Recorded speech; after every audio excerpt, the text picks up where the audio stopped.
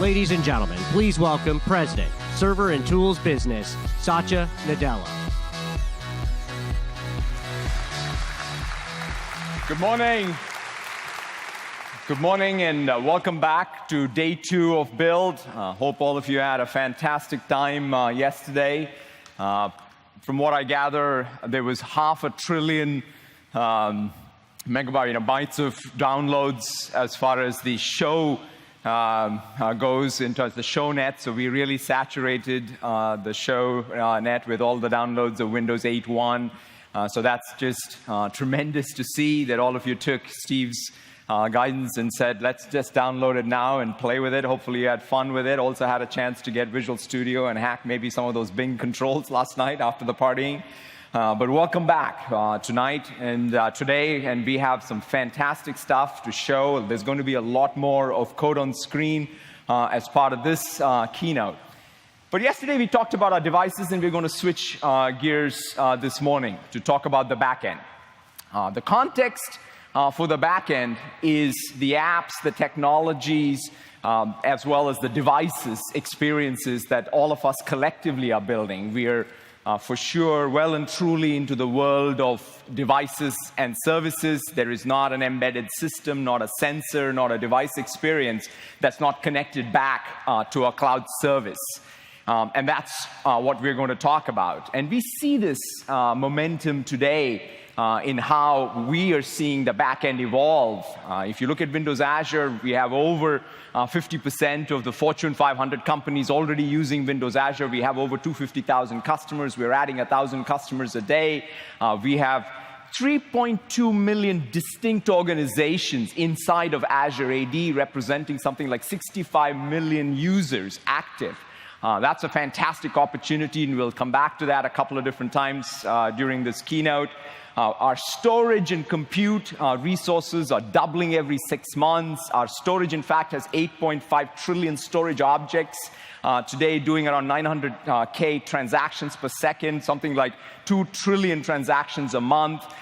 The last point, which is around the hypervisor growth, where we are seeing tremendous hypervisor share growth, is interesting because we are unique in that we not only are building an at-scale public cloud service, but we are also taking all of the software technology that is underneath our public cloud service and making it available as part of our server products for service providers and enterprises to stand up their own cloud. That's something pretty unique to us. And given that, we're seeing tremendous growth for the high-end servers that people are buying and this high-end server software people are buying from us to deploy their own cloud infrastructure in support of the applications that you all are building. Now, of course, at the end of the day, all that momentum has to be backed up by some product. And in that case, Steve talked a lot about our cadence and increased cadence across our devices. But when it comes to Windows Azure and our public cloud service, that cadence takes on a different hyperdrive, if you will, because we are every day, every week, every month doing major updates. We've done over 100+ major updates to our services from the last build to now. In fact, this is even translating into a much faster cadence for our server. We now have the R2 updates to our 2012 that were made available yesterday. So all around, when it comes to server technology and cloud technology, we have some of the fastest cadence, but very targeted on the new scenarios and applications and technologies that you're building to run these cloud services. Now, one of the other things that drives us, and it's at play for us on a daily basis, is the feedback cycle of our first-party workloads.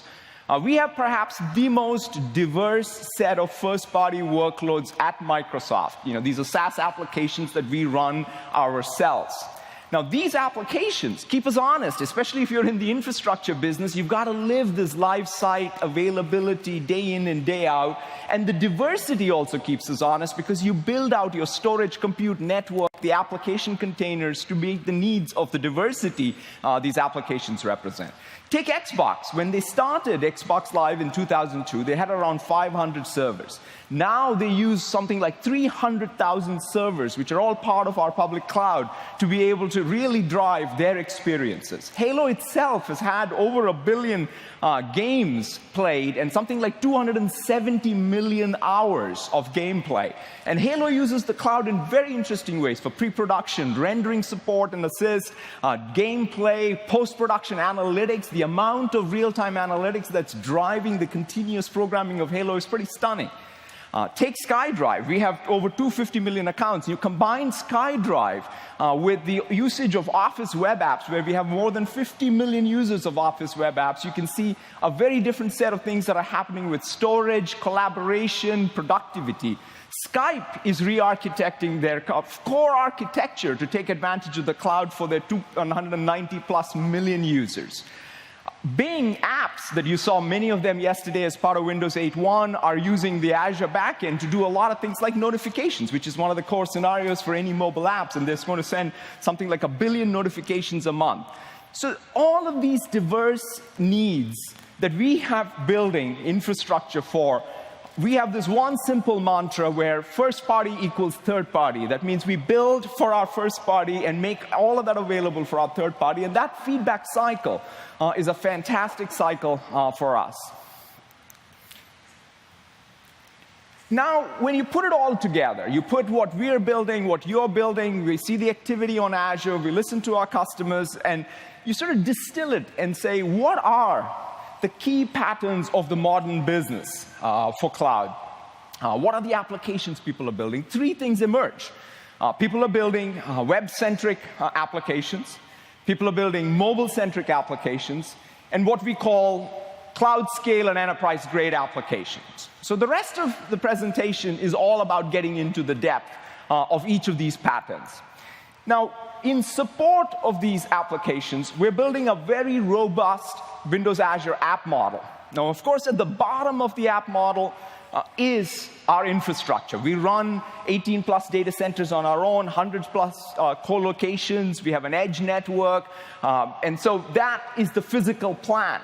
But the key thing is, it's the fabric, the operating system that we build to manage all of those resources at the compute storage network level, at the data center scale, and multi-data center scale. And that really is the operating system that is Windows at the back end at this point, which in fact ships even in Windows Server for a different scale unit.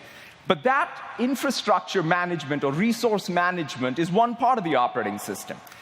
Then above that, you have all the application containers. And we are unique in providing a complete IaaS plus PaaS, which is infrastructure as a service and platform as a service capability when it comes to application containers. Everything from virtual machines with full persistence, to websites, to mobile, to media services, to cloud services. So that capability is what allows you to build these rich applications and very capable applications.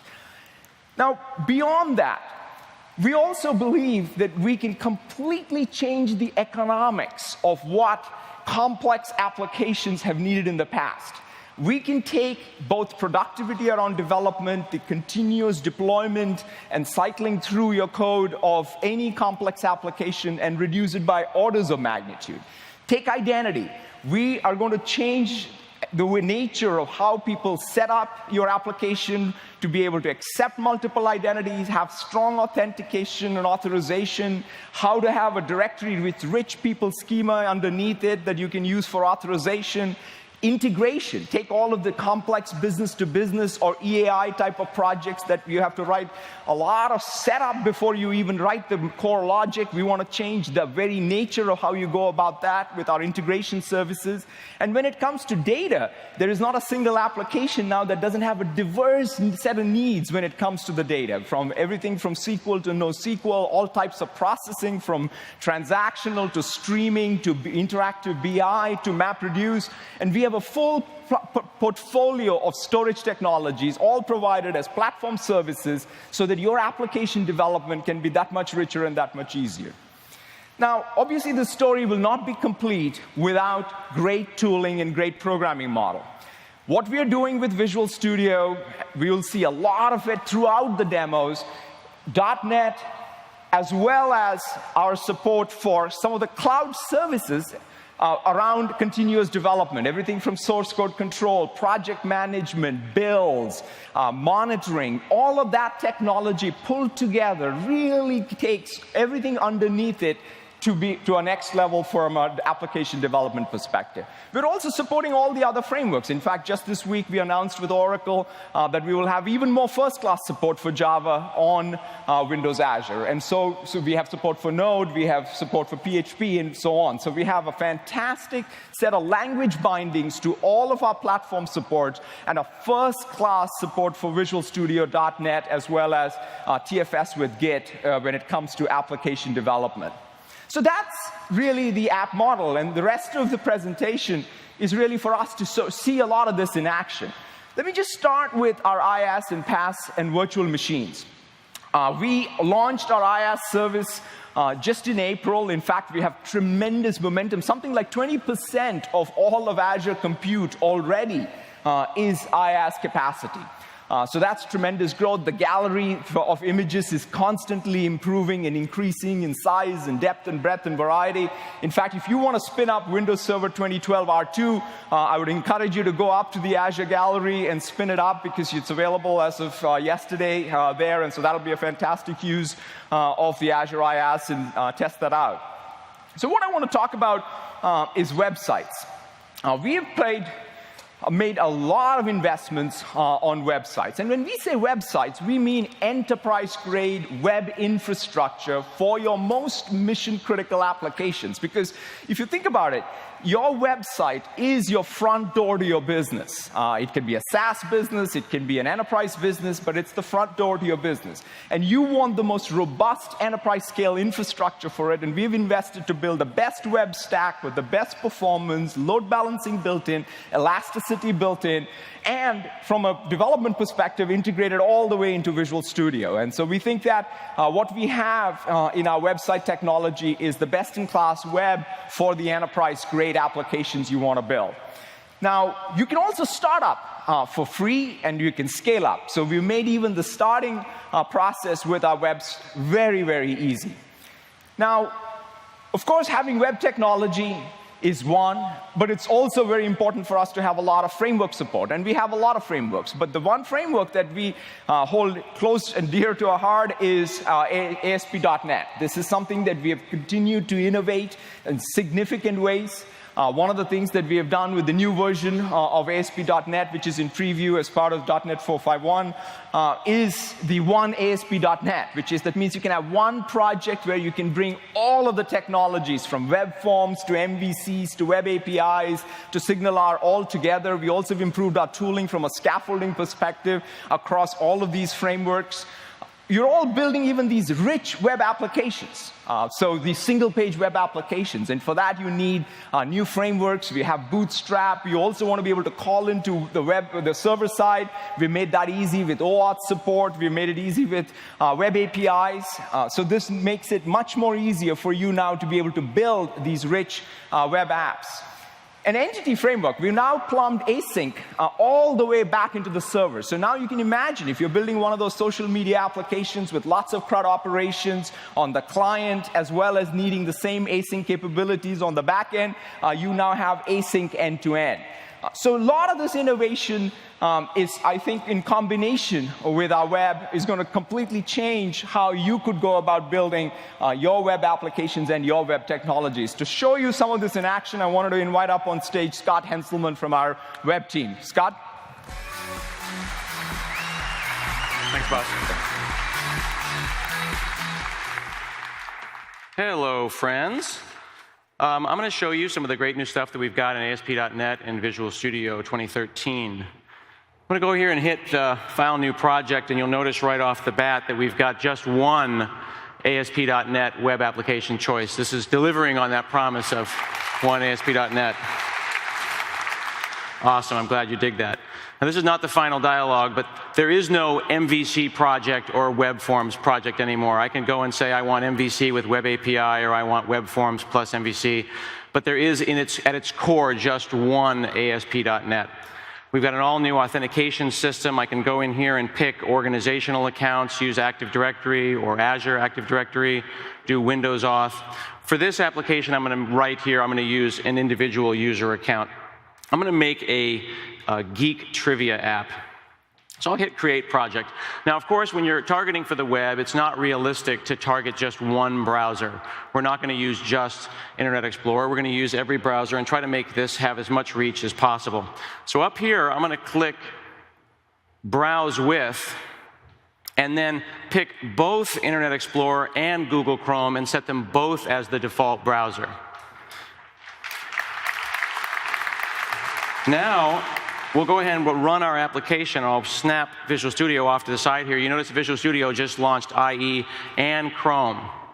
You can see that we're using Twitter Bootstrap. We're shipping Bootstrap with ASP.NET. You get a nice responsive template. You've got their great icons, grid system, works on mobile. And that's going to ship just like we shipped jQuery. It's a fully supported item within ASP.NET, even though it's open source.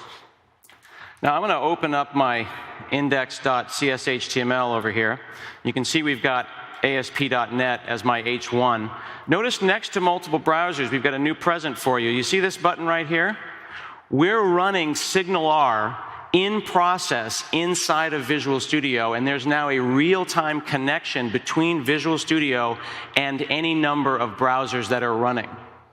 So now I can type in the new Geek Quiz application and hit this button. And using web standards and web sockets, we've just talked to any number of browsers. Now, this is just scratching the surfaces of what we're going to be able to do. What's important isn't the live reload example I've just shown you, but rather the idea that there's a fundamental two-directional link now between any browser, including mobile browsers or browser simulators, and Visual Studio. Now, this is using the Bootstrap default template, which is kind of default. So I'm going to go up to Bootswatch, which is a great website that saves us from the tyranny of the default template. And I'm going to pick, this looks appropriately garish. I'm going to pick this one here. And I'm going to just right-click and say Save Target As, and then download a different CSS. And I'm going to save that right over the top of the one that came with ASP.NET. And then I'll come back over here and use the hotkey, Control-Alt-Enter, and update the linked browsers. And you'll see that right there, the hot dog theme is back today, and this is the kind of high-quality design and attention to, I can't do that with a straight face, attention to detail and design that you've come to expect from us at Microsoft. That's beautiful, isn't it? You got to feel good about that, everybody.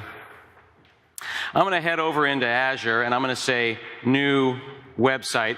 You know, creating websites is really, really easy from within the portal. I'll say Geek Quiz, blah, blah, blah, blah, blah. And I'm going to make a new website. And this is going to fire up in the cloud right now. You can see it's going and creating that. And that's going to be ready and waiting to go when it's time for me to publish from Visual Studio. Now I'm going to fast forward in time here and close down this application, and then do a little Julia Childs action and switch into an application that's a little bit farther along. So we're going to write a Geek Quiz or a Geek Trivia app, and it's going to have Model View Controller and Web API on the server, and it's going to send JSON across the wire over to the client side. This Trivia controller, which is ASP.NET Web API, is going to be feeding that.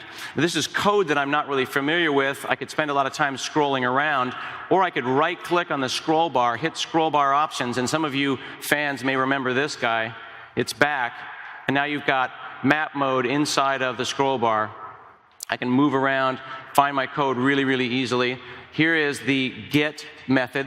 Notice that this get method is going to return the trivia questions into my application here, and it's marked as async.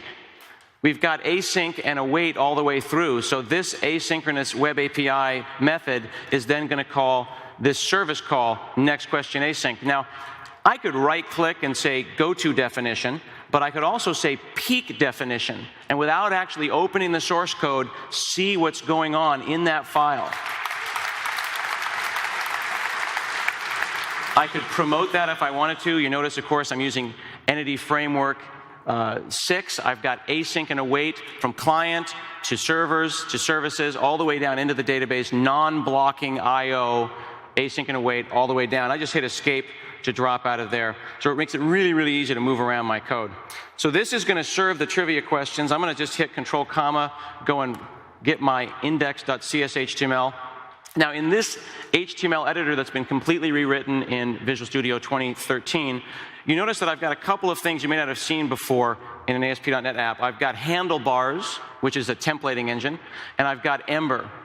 So we've got model view controller on the server and model view controller on the client. So we can start making those rich single-page applications. Now, this Ember application here has some JavaScript. And on the client, we've got a next question method. This is going to go and get that next question.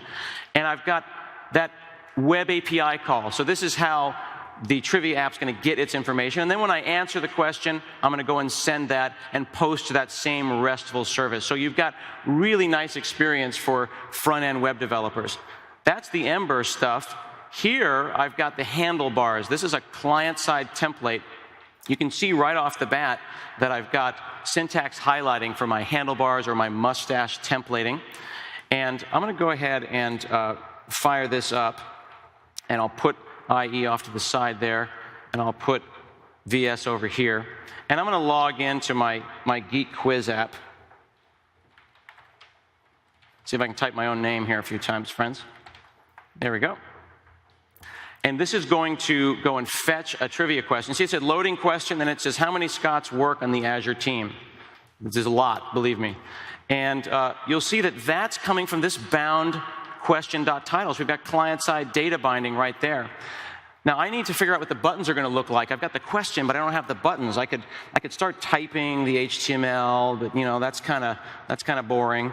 But I could use Web Essentials, Visual Studio Web Essentials, which takes the extensibility points in Visual Studio and extends them even further. I could say something like #foo.bar and hit tab, and now I've got Zen coding, also known as Emmet, built in with Web Essentials. So that means I could go and say, I need a button. And button has a button trivia class, but I need 4 of those buttons. And then again, I hit, you like that, kids? Then I hit refresh, and you notice that my browser's updating as I'm going. But that's not really good. I need more information. I really want the text there that says answer, and I wanted to have answer 1, answer 2, answer 3, so I'll go like that. And then hit refresh, and then we're seeing it automatically update. So that looks like what I want it to look like.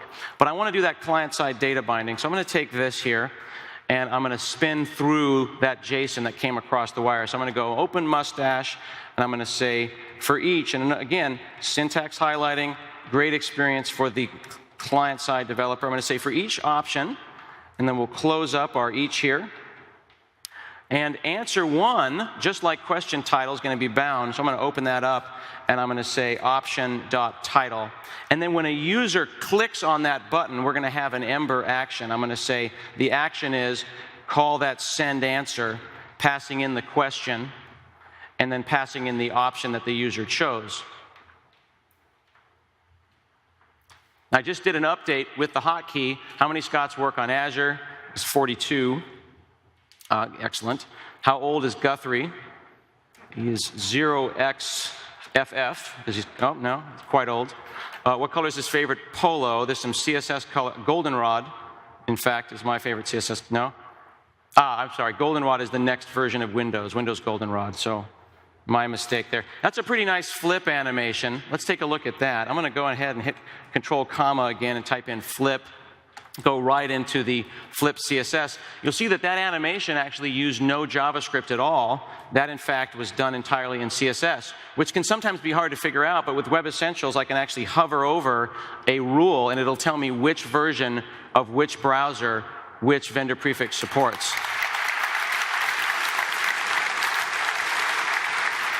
So that's pretty hot. I'm going to go ahead and right-click and hit Publish. And because I've got the Azure SDK installed, I can do my publish directly from Visual Studio. We're going to go and load our Azure website. Hit OK. It brings the publish settings right down into Visual Studio, and I can go and publish directly from here. So now I'm doing a live publish out to Azure directly from Visual Studio. It goes and launches the browser for me. And I can click over here in the Server Explorer, and Windows Azure actually appears on the side now I can start and stop virtual machines, start and stop websites. They're all integrated inside of the Server Explorer. That's my website. I can double-click on it, and again, while I can go to the management portal, I can change my settings, my .NET version, and my application logging without having to enter the portal. So back over into my app, when I sign in, I know that people are going to be pushing buttons and answering questions backstage. I want to see that. I've put in some tracing, so what I'm going to do is right-click and say, View Streaming Logs in the Output window. This is the Visual Studio output window, and I'm just going to pin that off to the side.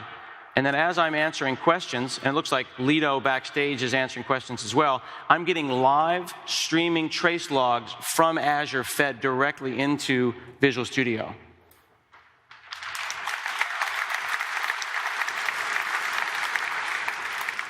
Now, you know that we've also rewritten the entire authentication infrastructure and made it based on OWIN, which is the Open Web Interface for .NET. It's an open source framework that lets you have pluggable middleware. So identity and authorization has been rewritten in a really, really clean way. And it allows us to do stuff that we really couldn't do before and extend it in a pretty funny way. And I think that every good sample involves a QR code, right? Don't you think?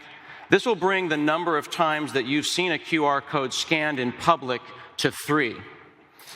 So what I want to do is I want to install this QR sample because I know people are going and checking out these trivia stats, and I've got SVG and SignalR giving me updated, real-time updates as people are answering trivia questions. I'm logged in right now as Chancelman. I want to take this session, and I want to deep link into an authenticated session on a phone and then view these samples and take them with me. So I've gone and used NuGet to bring in the QR sample. And now I'm going to go and publish that again to the same site. This is an incremental publish now. So this is going to go and send that new stuff up to Azure. And then I'll bring up my phone here. I've got my phone and my camera guy. He follows me around. And I'm going to click on Trivia Stats. And here are the real-time trivia stats. And then I'm going to click on Transfer to Mobile up here in the auth area. And what we're going to do is we're going to generate a QR code. I'm going to then scan that code, and we get a deep link that pops up, generated by ASP.NET, that's then going to bring me in IE, and now I've got SignalR, SVG, and FLOT all running inside of my browser, and I've jumped into my authenticated session using OWIN, ASP.NET, and HTML5. It's pretty fabulous stuff.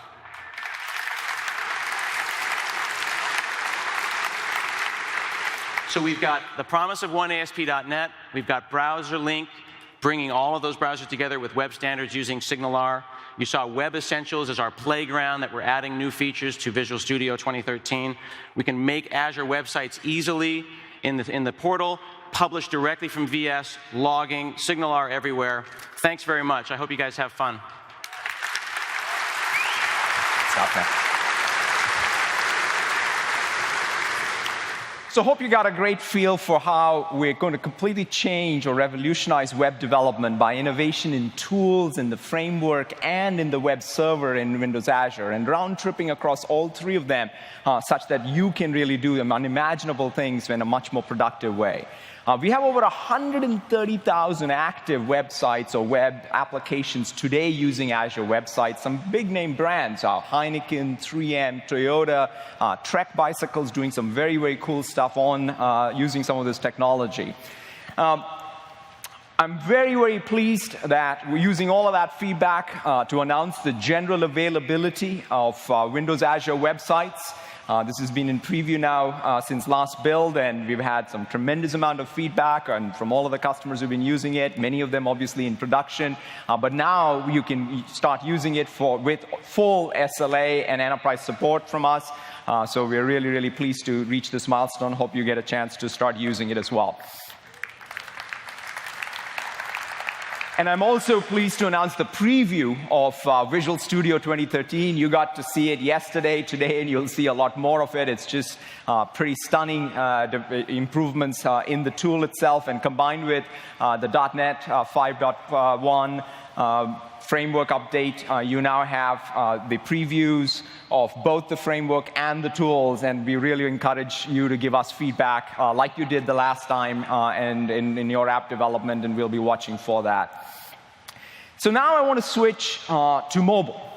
Now, when you think about mobile-centric application development, the key consideration, perhaps more than anything else, is how do you build these mobile apps fast? And since there is not a single mobile experience or application you're building which doesn't have a cloud backend, then the natural question is, what can we do to really speed up the building of these cloud backends? And that's exactly what Azure Mobile Services does, which is we provide a very easy way for you to build out a backend for your mobile experiences and applications. We provide a rich set of services from identity to data to push notification, as well as background scripting. And then, of course, we support all of the platforms, Windows, Windows Phone, Android, iOS, and as well as HTML5. To show you this in action, I wanted to invite up on stage Josh Twist from our Windows Azure Mobile Services team. Josh? Hey, Seth.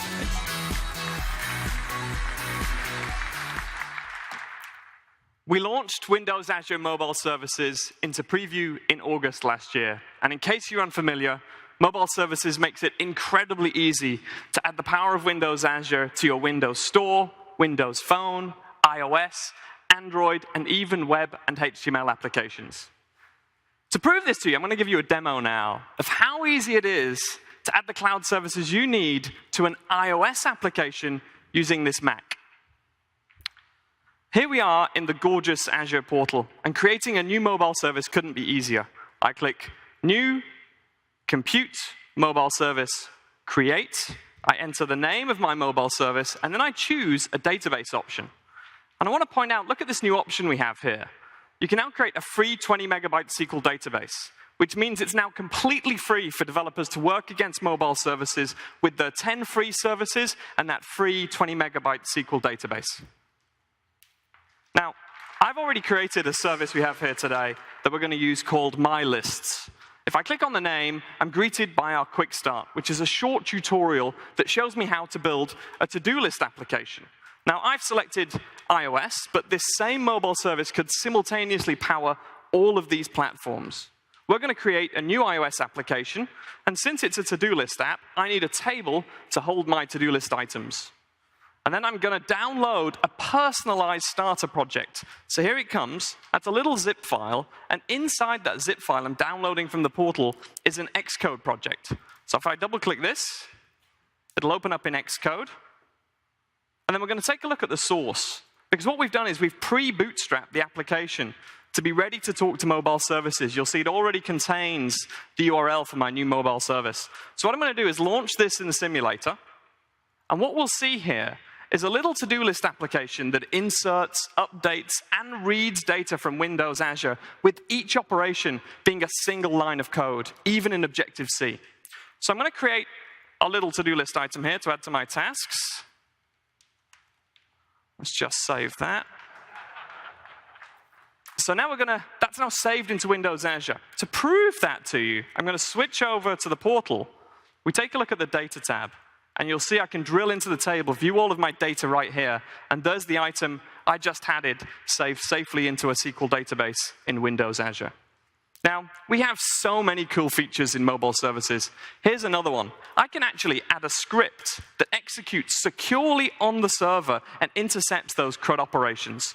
So what I'm going to do here, just to give you a quick example, is I'm going to add a timestamp to items that are being inserted. So I simply say item.created equals new date.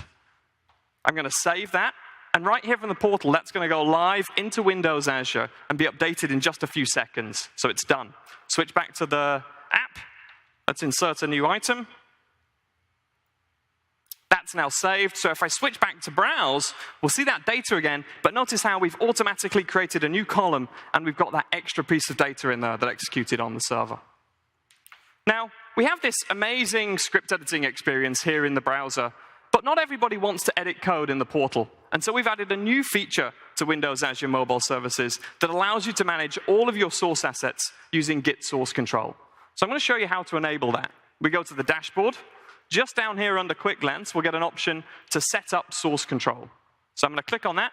and kick it off. Now, this can take a minute or two, so whilst that's running, I'm going to give you a tour of some of the other new features we've added to mobile services recently.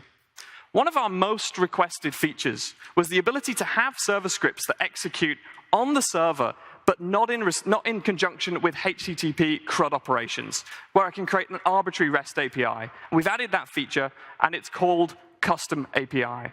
So I can now create a completely arbitrary REST API in a matter of minutes with mobile services. We also have a scheduler that allows me to execute scripts on a scheduled basis. So I can run these every 15 minutes, every night at 2 a.m., whatever I prefer. And we also make it incredibly easy for you to authenticate your users with Microsoft Account, Facebook, Twitter, and Google. It's just a single line of code in your applications. Now, our source control is still running here. So what I'm going to do, actually, is switch to another service, not make you guys wait. So we have one here where I've pre-configured Git. So if we go to the Configure tab, you'll see what we have here is a Git URL. So I'm going to copy this to the clipboard and then switch to terminal. And we're now going to pull all of the source files down from the server repo onto my local machine. That's going to take just a few seconds. It's going to pull those files down so I can now work on them locally with my favorite tool. So I'm going to just drive into this directory here and show you what the tree looks like. So we can see all of the API files, the scheduler files, and my table files, including that insert script that we just edited in the portal. Let's take a look at that in Sublime. And you can see there's that change. Now we can make more changes here. I'm just going to comment this out and save it. And then I'm going to do a git push to push that back up. So let's commit it to the tree. And then git push. And then in a matter of seconds, that change will go live into Windows Azure. So enough with the Mac. Let's talk about what's happened since preview. We're now supporting tens of thousands of services in production on mobile services for all kinds of scenarios, from games to business applications and consumer engagement applications.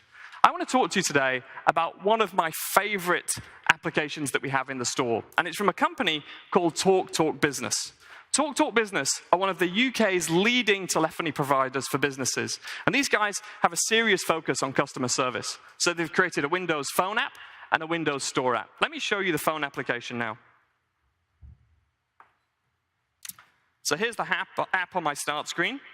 If we launch it, you'll see we get an instant, at-a-glance view of my billing activity, my account balance. I can see all of the services I can use with TalkTalk Business. And I get real-time delivery of up-to-the-minute service alerts. Now, it should come as no surprise that best-in-class applications like this need best-in-class services. And this is actually built using mobile services and is live in the UK stores today. Now, they also have a Windows Store application. And I actually have a replica of that project here on my Windows machine. And you can see the project's open in the next version of Visual Studio 2013. One of the capabilities this app has is it lets me manage my user profile. Now, let me show you some of the code that does that. So over here in this file, you can see where we upload, wrong file. You can see where we upload the user profile when we make a save. Notice how that's just a single line of code to write that data all the way through to my database. And here we load a user profile into the UI, again, with a single line of code. Now, these guys also have tables and scripts, and I want to show you those, but instead of switching out to the portal, let's do it using the new Server Explorer in Visual Studio 2013. So I can open up the Server Explorer here, dive into Windows Azure, notice the new Mobile Services tab, expand that, and we'll see enumerated all of our mobile services. There's my TalkTalk service, and if we open this, we'll see all of the tables that are backing that service, including my user profiles table down here. If we look in that, we'll be able to see all of my scripts. The best thing is I can now edit them here in Visual Studio. So I've launched the script editor. I can make a change. And then when I hit save, this is going to deploy live to Windows Azure directly from Visual Studio. In a matter of seconds, it's done.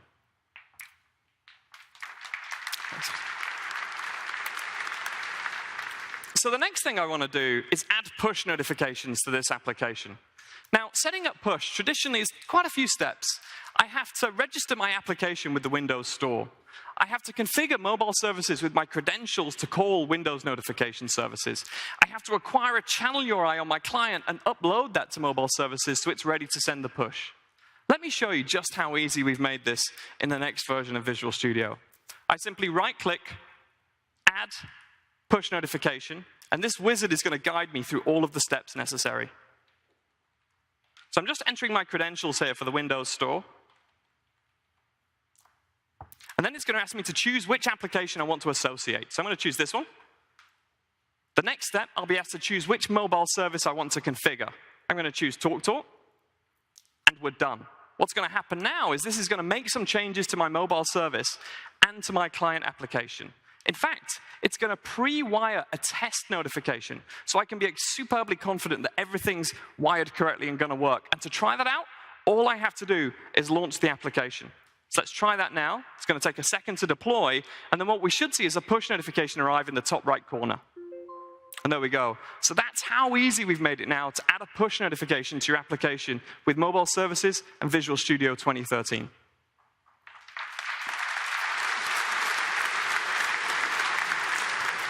The next thing I want to do is create an ability for the administrators at TalkTalk Business to actually send these service alerts. And these guys use a web portal. So let's switch over to their web project. So here it is in Visual Studio, and you'll see we have an index HTML file. Let's open that up.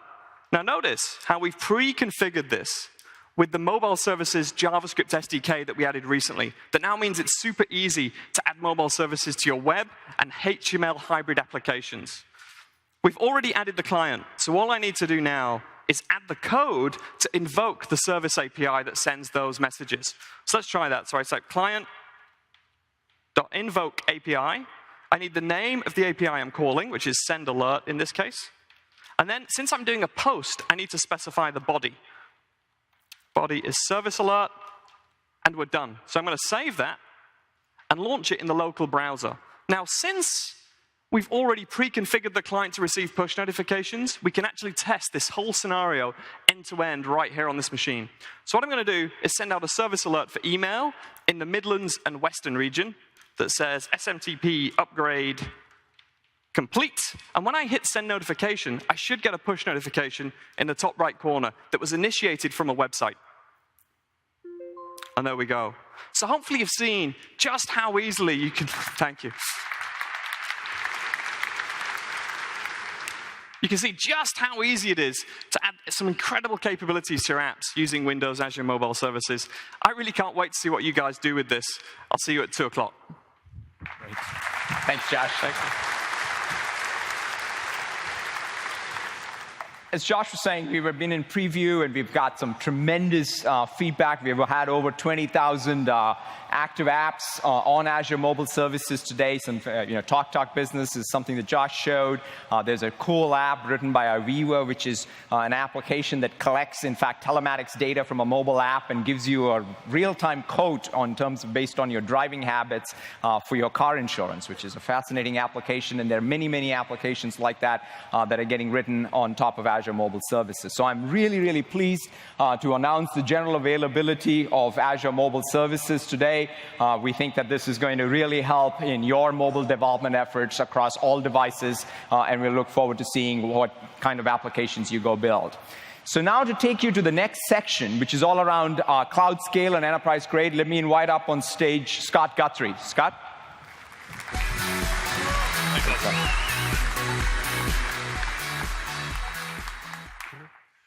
Well, this morning we've looked at how you can use Windows Azure to build web and mobile applications and host them in the cloud. I'm now going to walk through how we're making it even easier to scale these apps, as well as integrate them within enterprise environments. Let's start by talking about scale. And specifically, I'm going to use a real-world example, which is Skype. Now, Skype is one of the largest internet services in the world. And over the last year, they've been working to migrate that service to run on top of Windows Azure. One of the benefits they get from moving to Windows Azure is that they can avoid having to buy and provision their own servers and instead leverage a dynamic cloud environment.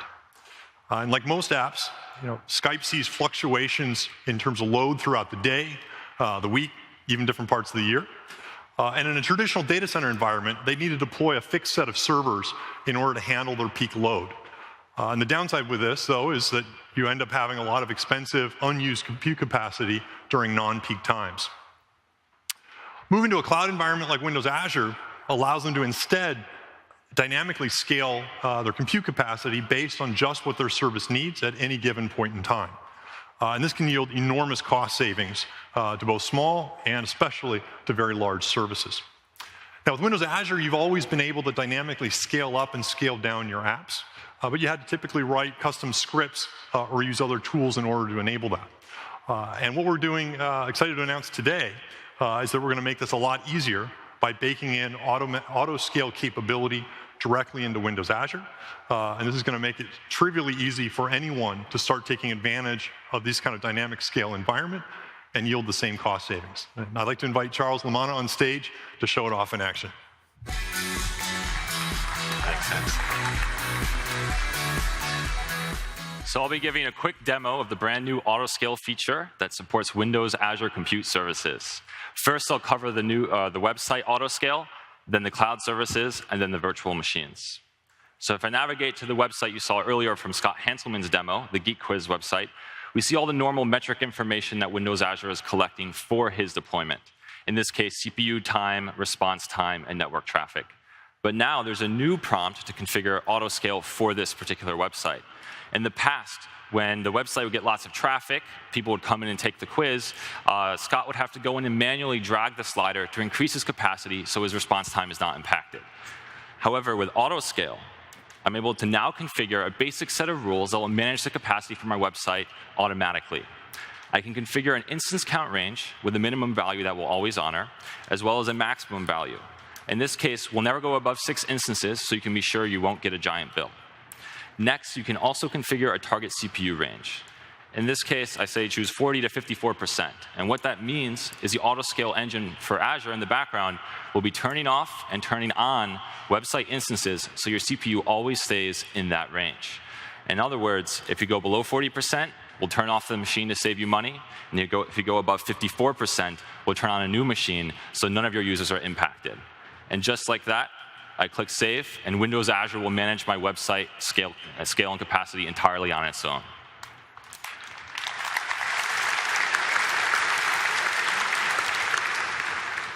Next, I'll hop over to the cloud service auto-scale. I just have a simple deployment here with a web front end where my customers can come and, say, place T-shirt orders or other memorabilia. And this front end puts items into a queue, which will have a background worker role, which will go and pull items from this queue and process them for billing or shipping. For the web role, I've already configured auto-scale based on CPU, just like we saw for websites with an instance range and a CPU range. But I also can configure a scale-up by, which impacts the velocity by which I increase my capacity. I've chosen to scale up by 2 instances with only a 5-minute cooldown because I want to respond immediately and quickly to spikes in customer demand. For my background worker role, it's a little bit different. I don't care as much about CPU. I care about how many items are waiting in the queue to be processed, how many orders I have to go through. In this case, I've already configured auto-scale based on queue depth by selecting a storage count and the queue name, as well as a target number of items in that queue per machine. In this case, as the queue gets bigger, we'll add more machines. Imagine it's the holidays and a bunch of new orders come in. We'll make sure you have enough capacity to process it in real time. And imagine it's a Sunday night and not as many people are coming to your website and placing orders. We'll go down to your minimum to save you even more money on your monthly Azure bill. And lastly, I'll hop over to virtual machines. Virtual machines are just like cloud services in that you can configure auto-scale for a set of virtual machines based on either CPU or queue. For the virtual machines, you can choose the minimum and maximum instances, and we'll move you up and down within that range by turning on and turning off those machines. And with the recent announcement of no billing while the machine stopped, you don't have to worry about being charged in this case. And as you can see, it just took a few minutes to configure auto-scale across all these different compute resources, and that's what the power of auto-scale brings to Windows Azure. In just a few minutes, you can make sure your cloud application runs, stays up and running for the lowest possible cost. Thank you.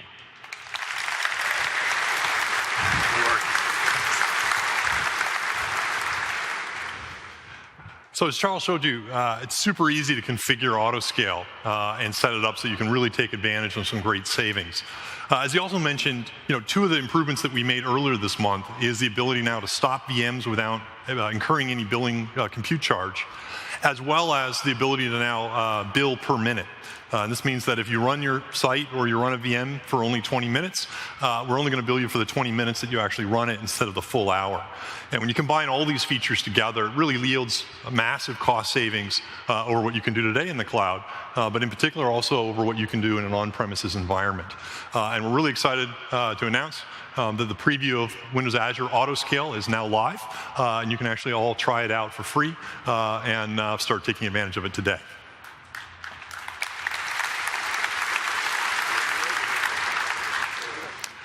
So let's switch gears now and talk a little bit about enterprise integration and some of the things that we're doing to make it even easier for you to build cloud apps and integrate them within your corporate or an enterprise environment. Whether you're an enterprise building your own apps, or you also hear a little bit about how we're enabling ISVs that are building SaaS-based solutions to sell into an enterprise environment and monetize even more effectively. There's a whole bunch of services that we have built into Windows Azure in the identity space that makes it really easy to kind of do this type of enterprise identity integration so that you can define an Active Directory in the cloud using a service we call Windows Azure Active Directory. You can basically have a cloud-only directory, meaning that you only have one directory and it's in the cloud and you put all your users in it. What's nice about Windows Azure Active Directory, though, is it also supports the ability where you can synchronize it with an on-premises Active Directory that you're running on Windows Server. And this is great for enterprises or for corporates that already have Active Directory installed, and it allows them to very easily synchronize all their users into the cloud and allow cloud-based applications to start using that directory very easily to authenticate and enable single sign-on for all their customers. And what's nice about Windows Azure Active Directory is it's built using open standards. So we support SAML, OAuth, as well as WS Federation, which makes it really easy for you as developers to start authenticating and enabling single sign-on within all your apps using the existing libraries and protocols that you already use. So what I thought I'd do is actually walk through a simple example of how this week we're making it even easier in order to take advantage of that. And so what I'm going to show here is just a simple example where we have a company called Contoso that has an Active Directory on-premise. And they're going to basically spin up an Azure Active Directory running inside Windows Azure. And they can synchronize their directory up into the cloud. And that means all their users are now available there. And what they can then do is they can start to build apps, whether they're mobile apps, web apps, or any other type of app, deploy them in the cloud. And now any of their employees, when they go ahead and access that application, can enable single sign-on using their existing enterprise credentials and be able to securely log in and start using that app. And let's go ahead and walk through some code on how we do it. So what I'm standing in front of here is the Windows Azure Management Portal, which you've already seen Scott and Josh and Charles walk through earlier today. What I'm going to do is click on this Active Directory tab that's within the portal, which allows me to control and configure my Windows Azure Active Directory.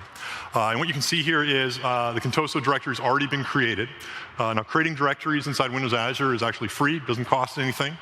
So every developer, if they want, can create their own directory, and companies can very easily go ahead and populate their directory with their information. And you can see here, this directory, I already have a number of users that are stored within it. If I want to, I could directly inside the admin tool create new users and manage them through the admin console. I could also click that directory integration tab and then set up a sync relationship with my on-premises Active Directory. What that means is every time a user is added or updated inside my on-premise Active Directory, it'll be automatically reflected inside Windows Azure as well. And so once I have this, I basically now have a directory that I can use within my applications to authenticate users. So let's build a simple app using the new Visual Studio 2013 and the new ASP.NET release coming out this week, and show how I could basically integrate that within a web app. So I'm going to use the same web application template that Scott showed earlier. I'll call this simple app. I can choose whatever frameworks I want within it. I can also click this change authentication dialog box that Scott touched on briefly in his talk. And what I'm going to do is I'm going to click this organizational accounts tab. And I can go ahead now and enter in the name of the domain of my company. You'll notice inside this dropdown we've added support so that both for internal apps within an enterprise that want to target a single company, they can do it. We also support the ability if you want to develop a SaaS application and target multiple enterprise customers, you can go ahead and select that as well. And then go ahead and just enter password here. And what I'm doing here is just registering this application with Windows Azure. And I just hit create project. And what this is literally going to go ahead and do now is create for me an ASP.NET project, again, using whatever framework that I wanted to specify. It's registering that application with Windows Azure. So it's basically saying, I'm going to basically do secure sign-on with it. And now, if I go ahead and run this application in the browser, it's going to launch. And one of the first things you'll see it do is, because I've enabled Active Directory single sign-on, it's going to automatically show me a single sign-on screen. And I'm right now on the internet, so that's why it's going to prompt me with this in HTML. I could also set it up if I was in an intranet environment where I wouldn't actually have to explicitly sign in. But right now I can sign in, and I'm just going to say tosobuild.com.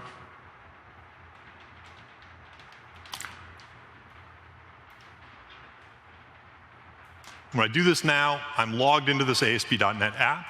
I'm logged in using my Active Directory account that the employee has.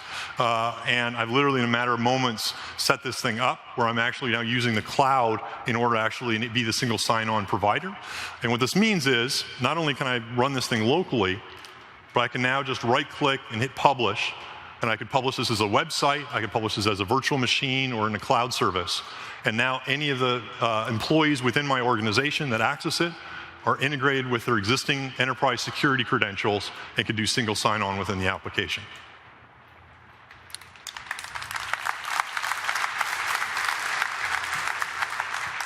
So this makes it really, really easy for you now to build your own custom applications, host them in the cloud, and enable enterprise security throughout. What we're also doing with Windows Azure Active Directory is making sure that not only can you host your own applications, but we also want to make it really easy for enterprises to be able to consume and integrate existing SaaS-based solutions and have the same type of single sign-on support with Active Directory as well. And this is great for enterprises because it suddenly means that they can go ahead and take advantage of all the great SaaS solutions that are out there, and they can start to integrate more and more apps with less friction into their enterprise environment. And it's really great from an ISV and a developer perspective, because it now means that you can go ahead and build SaaS solutions and sell them to enterprises at a fraction of the friction that was required today. That makes it much easier to go ahead and show the value quickly, makes it much easier to onboard your enterprise customers, and at the end of the day, enables you to make a lot more money. So what I'm going to do is walk through an example of how this works. So we're going back to the Windows Azure portal. We got our users like we had before here. I'm now going to click this Applications tab as well. And what the Applications tab does is it's going to show me all of the apps that have been registered with this directory. And so any of the custom apps that I would build would show up here. You'll notice also inside this list, we have a bunch of popular SaaS-based solutions that have already been registered with Contoso as well. So we've got Concur, we've got Box, we've got Basecamp, and many others. What I can do now inside the Windows Azure portal, if I'm an administrator of the directory, is I can go ahead now and just click Add. Click this Manage Access to an Application link. And what we're integrating is a SaaS-based directory of existing SaaS-based solutions that this organization can now seamlessly integrate as part of their Windows Azure Active Directory system. So for example, I could do popular ones like DocuSign or Dropbox or Evernote. We've got ones you might not expect at a Microsoft conference. We've got Google Apps. We've got Salesforce.com. We even, just for giggles, enabled Amazon Web Services. Some of these we'd like you to use more than others. But regardless, you can add any of these. And basically, when you just click Add, they'll show up in this list. And then all you need to do in order to integrate your single sign-on with one of these apps is just drill into it. So in this case here, I'm going to drill into Box. Basically, then, I can just go hit Configure. I can say I want to enable my users to authenticate to Box using my Windows Azure Active Directory. Just paste in my Box tenant URL, which is a URL I get from Box. And I just download and upload a cert in order to make sure that we have a secure connection. And once I do that, I then basically have integrated my Active Directory with Box. I can then go ahead and hit Configure User Access. This will bring up my list of all the users within my Windows Azure Active Directory. I can then go ahead and click on any of them, click Enable Access. You'll notice we've even integrated if the SaaS provider has roles defined within their application. I can not only give this user access to Box, but I can actually map which roles within the Box application that they should have access to. And then hit OK. And literally in a matter of seconds, that user is now provisioned on Box, and they can now use their Active Directory credentials in order to do single sign-on to that SaaS application. So,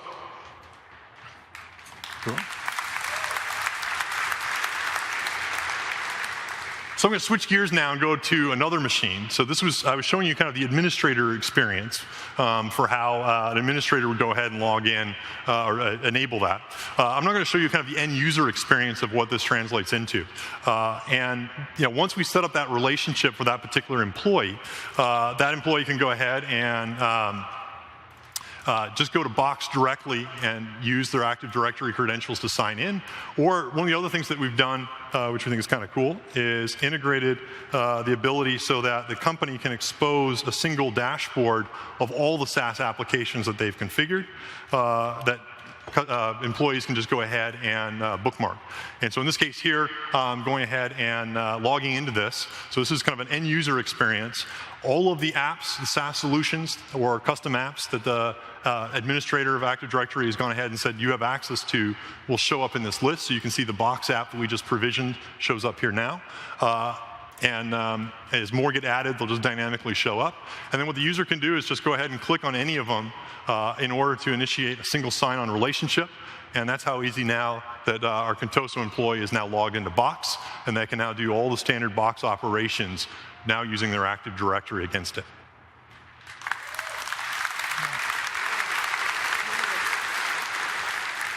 And the beauty about this model is not only is it super easy to set up, you saw it both on the administrator side as well as on the developer side. It's really, really easy to integrate. But it also means that from an enterprise perspective, they feel a lot more secure. Because it means that if the employee ever leaves the organization or their account is ever suspended, they basically lose all access to the SaaS applications that they've been using on the company's behalf. So the company doesn't have to worry about the data leaving, or the employee is still able to kind of log in and make changes to their data. So it enables kind of a very nice model there. And I think from a developer perspective, one of the other things just to think about in terms of what we're enabling here is not only is it easy, but it's going to enable you to reach a lot of customers. We have more than 3.2 million businesses that have already synced their on-premises Active Directory to the cloud, and more than 68 million active users that log in regularly using that system. And that basically means as a developer or as a company that wants to sell to enterprises, you've got an awesome market that you're now able to go ahead and sell to, and it makes it really easy for you to monetize. And what I thought I'd do is actually like to invite Aaron Levy, who's the co-founder and CEO of Box, to actually come on stage and talk a little bit about what this means to Box and some of the kind of possibilities this opens up for them. So, cool, thanks. Hey, how you doing? How's it going? So, really excited to be here. We at Box, we help businesses store, share, manage, and access information from anywhere. And we're big supporters of Microsoft. We build for the Windows desktop. We build on Windows 8, build on Windows 8 phone. We'd love to integrate or work with SharePoint. Unfortunately, they haven't returned our email yet, but maybe spam filter. We don't know what's going on there.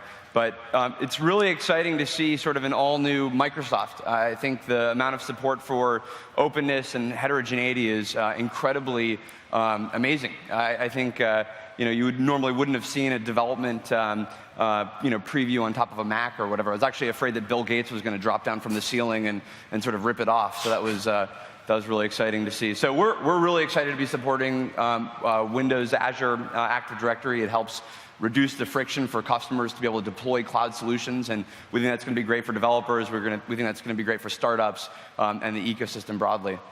Yeah, we were talking a little bit earlier about some of the friction that it reduces. I don't know, maybe you could talk to as an enterprise SaaS solution, what that friction's like, and how does something like this help? Yeah, I mean, if you think about how the enterprise software industry for decades, basically, if you wanted to deploy software or technology in your enterprise, you had to build this sort of massive competency in managing infrastructure and managing services and managing new software that you want to deploy. And there was so much friction for implementing new solutions into your business. So any new problem that you wanted to solve, you had to have the exact same amount of technology that you had to implement per solution. And even harder was getting things like the identities to integrate and getting the technology to actually talk to each other.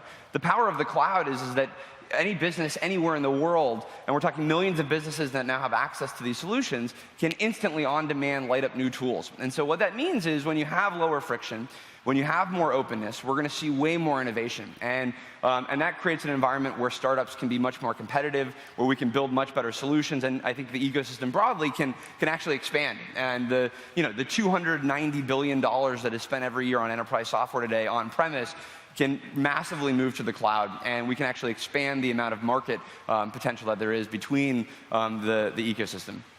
That's awesome. It's we're kind of excited on our side in terms of the opportunity both kind of enable that type of shift, how we can use Windows Azure, how we can use the cloud in order to provide sort of this great opportunity for developers to basically build solutions that really can reach everyone.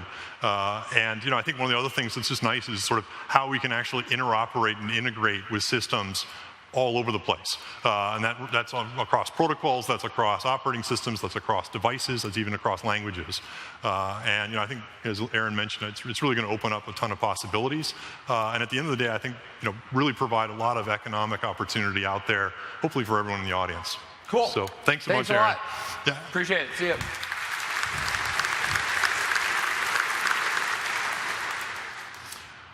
And I'm really excited to say that everything we just showed here from a developer API perspective, you can start going ahead and plugging into and taking advantage of this week. We got a lot of great sessions on Windows Azure Active Directory where you can learn more and you can start taking advantage of all the tools that we are providing in ASP.NET and with the new version of .NET and VS to get started and make it really easy to do it. We're then going to go ahead and soon have a preview of the SaaS App Management Gallery. Then you can also start loading your applications into, as well as start taking advantage of as an enterprise. So we're pretty excited about that. And we think, again, it's going to offer a ton of opportunity.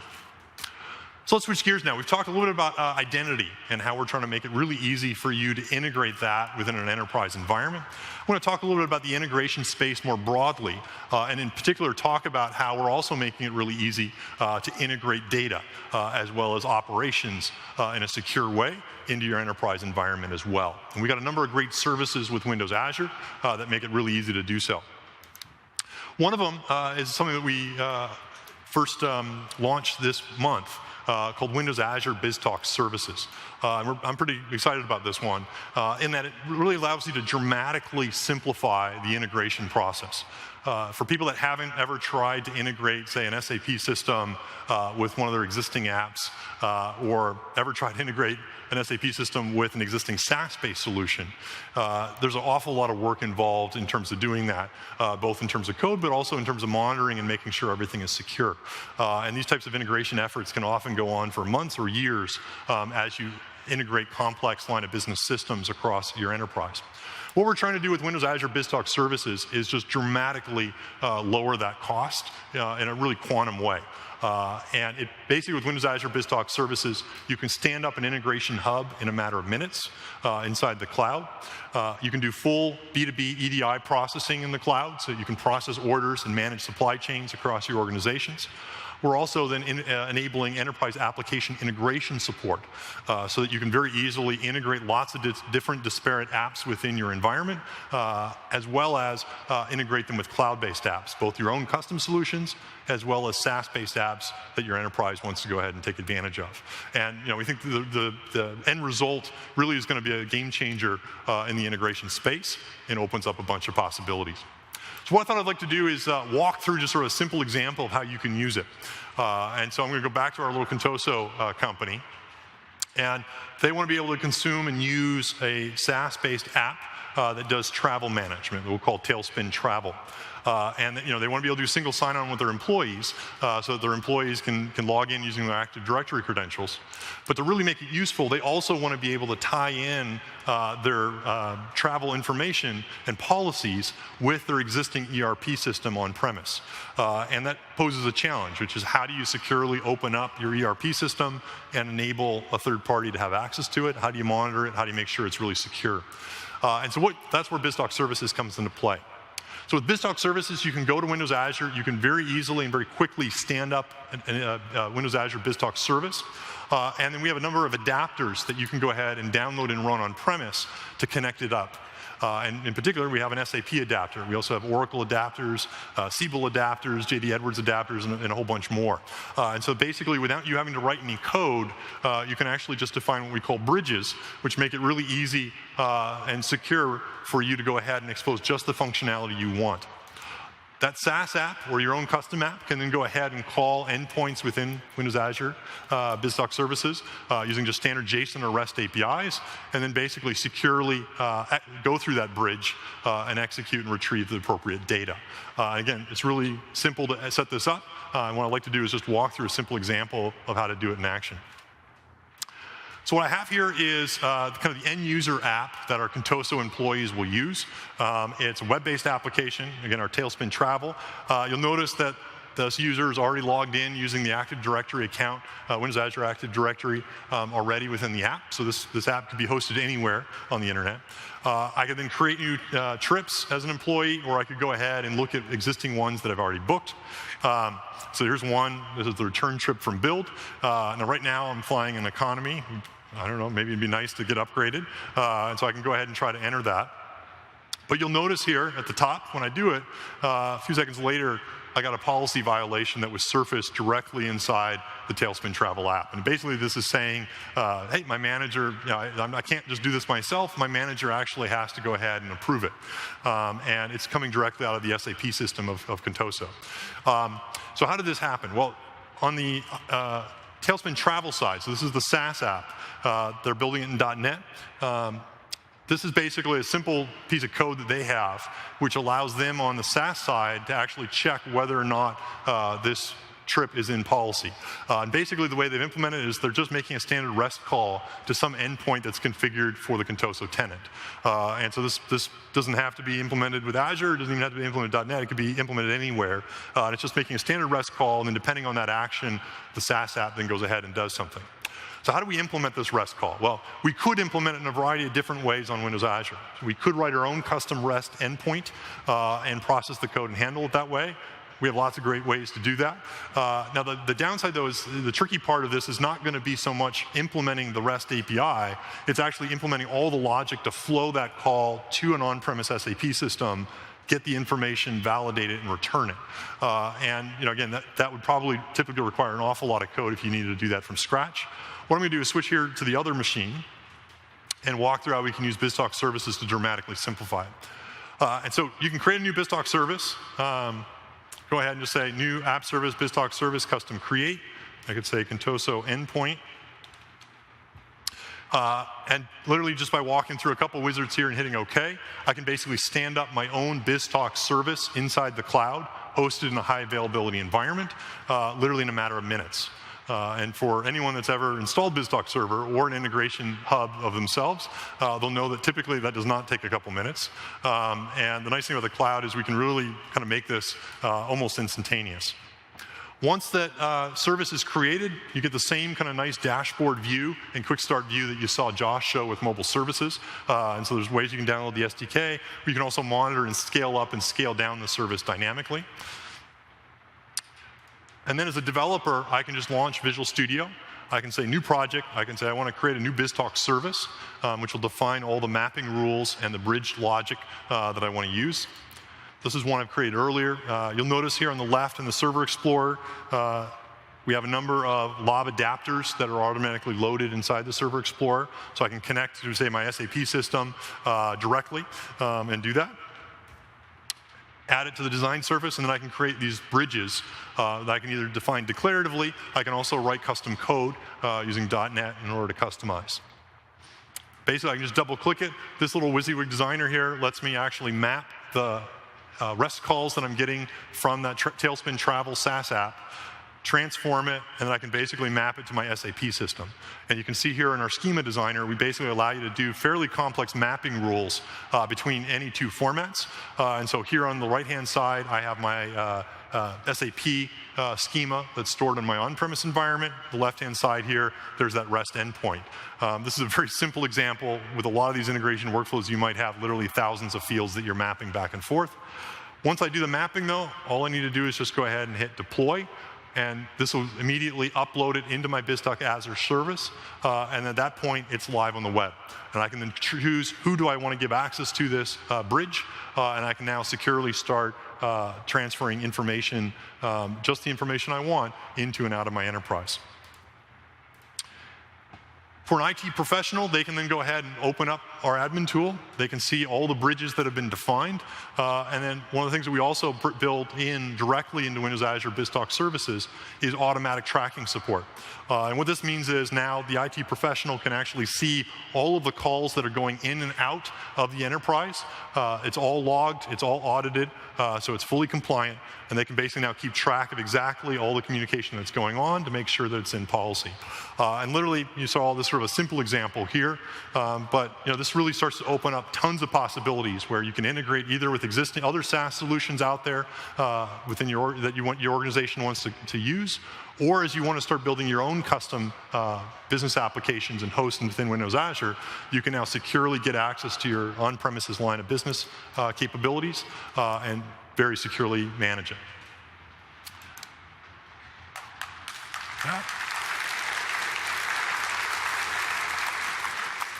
And I'm excited to announce that everything we just showed here, as well as everything I showed when I created that Active Directory app, is now available for you to start using. You can go to windowsazure.com, and you can start taking advantage of Windows Azure BizTalk services today.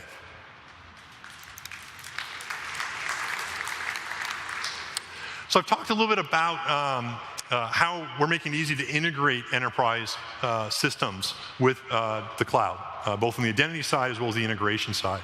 The other set of enterprise-grade services that we're delivering fall into the data space. And here we're really trying to make it easy for you to store any data you want in the cloud, any amount of data you want in the cloud, and be able to perform really rich analysis on top of it.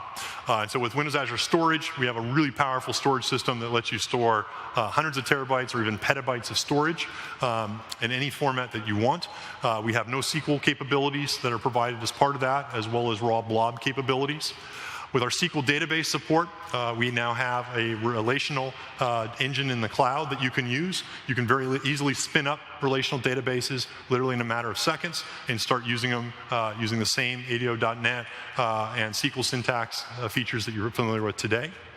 We also, a few months ago, launched a new service that we call HD Insight. This makes it really easy for you to spin up your own Hadoop cluster in the cloud, and that you can then go ahead and access any of this data that's being stored and perform MapReduce jobs on it. And what's nice about how we're doing HD Insight, like you've seen with a lot of the openness things that we've talked about throughout the day, is it's built using the same Hadoop open source framework you can download and use elsewhere. We're actually contributors into the project now. And with Windows Azure, it's now trivially easy for you to spin up your own Hadoop cluster, be able to point at data, and immediately start getting insights from it and starting to integrate it with your environment. And so I think the next keynote later today, you're actually going to see a demo of that in action, so I'll save some of that for them.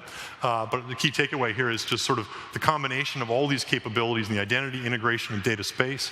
Really we think are game changers for the enterprise, really enable you to build modern business applications in the cloud, and I think they're going to be a lot of fun to use. So we look forward to seeing what you build. Thank you very much.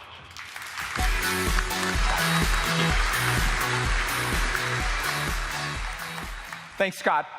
So one last thing I want to talk about is Office, and Office 365 as a programmable surface area. We talked a lot about building SaaS applications using the services Scott talked about. But what if you were a LOB developer, a line of business application developer, or a SaaS application developer, and could use all of the power of Office as part of your application? And that's what we are enabling. with the programming surface area of Office. What that means is the rich object model of Office, everything from the social graph, the identity, presence information, document workflows, document libraries, all of that is available for you to use using modern web APIs within your application. You can, in fact, have the Chrome either in the Office clients or in SharePoint, and you can have the full power of the backend in Azure. And of course, the idea here is to be able to do all of that with first-class tool support. To show you some of this in action, I wanted to invite up on stage Jay Schmelzer from our Visual Studio team to show you some of the rapid application development in Office. Jay, come on in. Thank you. Thank you. The requirements and expectations and importance of business applications has never been greater than it is today. Modern business applications need to access data available inside and outside the organization. They need to enable individuals across the organization to connect and easily collaborate with each other in rich and interesting ways. And the applications themselves need to be available on multiple different types of devices and form factors. As developers, we need a platform that provides a set of services that meet the core requirements of these applications. And we need a tool set that allows us to productively build those applications while also integrating in with our existing DevOps processes across the organization. What I want to show you this morning is a quick look at some things we're still working on inside of Visual Studio to enable developers to build these modern business applications that extend the Office 365 experience, leveraging those services available both from Office 365 and the Windows Azure platform. And of course, doing it inside of a Visual Studio experience that allows the developer to focus on the unique aspects of their business and their application, not spending as much time in boilerplate code. To do that, we're going to focus on the Human Resources Department at Contoso, who's been using Office 365 to manage the active job positions across the organization. And we want to create a new application that allows individuals in the company to submit potential candidates for open positions from within their Office 365 site using whichever device they happen to have available at the time. So to do that, we'll switch over to Visual Studio, and we'll see that we have a new Office 365 Cloud Business App project template available to us. This project goes and builds on the existing Apps for Office and Apps for SharePoint capabilities that are surfaced as part of that new cloud app model Satya was talking about. And provides us a prescriptive solution structure for building a modern business application. I mentioned data is a core part of this, and you see we've already started creating the definition for a new table that we'll use to store our potential candidates. What this Office 365 Cloud Business App does for us is surface additional data types that provide access to these core capabilities of the Office 365 and Windows Azure platforms. Some examples of that we see here, that the referred by is typed as a person, giving us access to all the capabilities in Office 365 associated with an Office 365 or Azure Active Directory user. The document, their resume, is stored as a typed document, so we can store it in a document library and then leverage the rich content management and workflow capabilities associated with Office documents. We also need to be able to go and pull in data from elsewhere. In our case, we want to go and grab data from that existing SharePoint list the Human Resources team is using to manage active positions so that our users can choose a potential position they think this candidate is appropriate for. You see, I've already added that, so it's in my project. We'll just go and connect it up between the candidate and our job postings, specify the relationship, and say, okay, and now we have this virtual relationship between our Office 365 list and our SQL Azure database. Okay, the next thing we want to do, though, is really enable that people interaction. So you notice when I look over here at the candidate table, if I select this, you'll see right from here, I have the ability to have the application interact with my corporate social network on my behalf as I'm doing interesting things in the application. So we have the data model defined. Next thing we need to do is create the UI model. Users of business applications today expect a modern look and feel, a modern experience, but they also want it to be consistent. Visual Studio gives you great ways of doing this by providing a set of patterns that are going to be consistent across your application.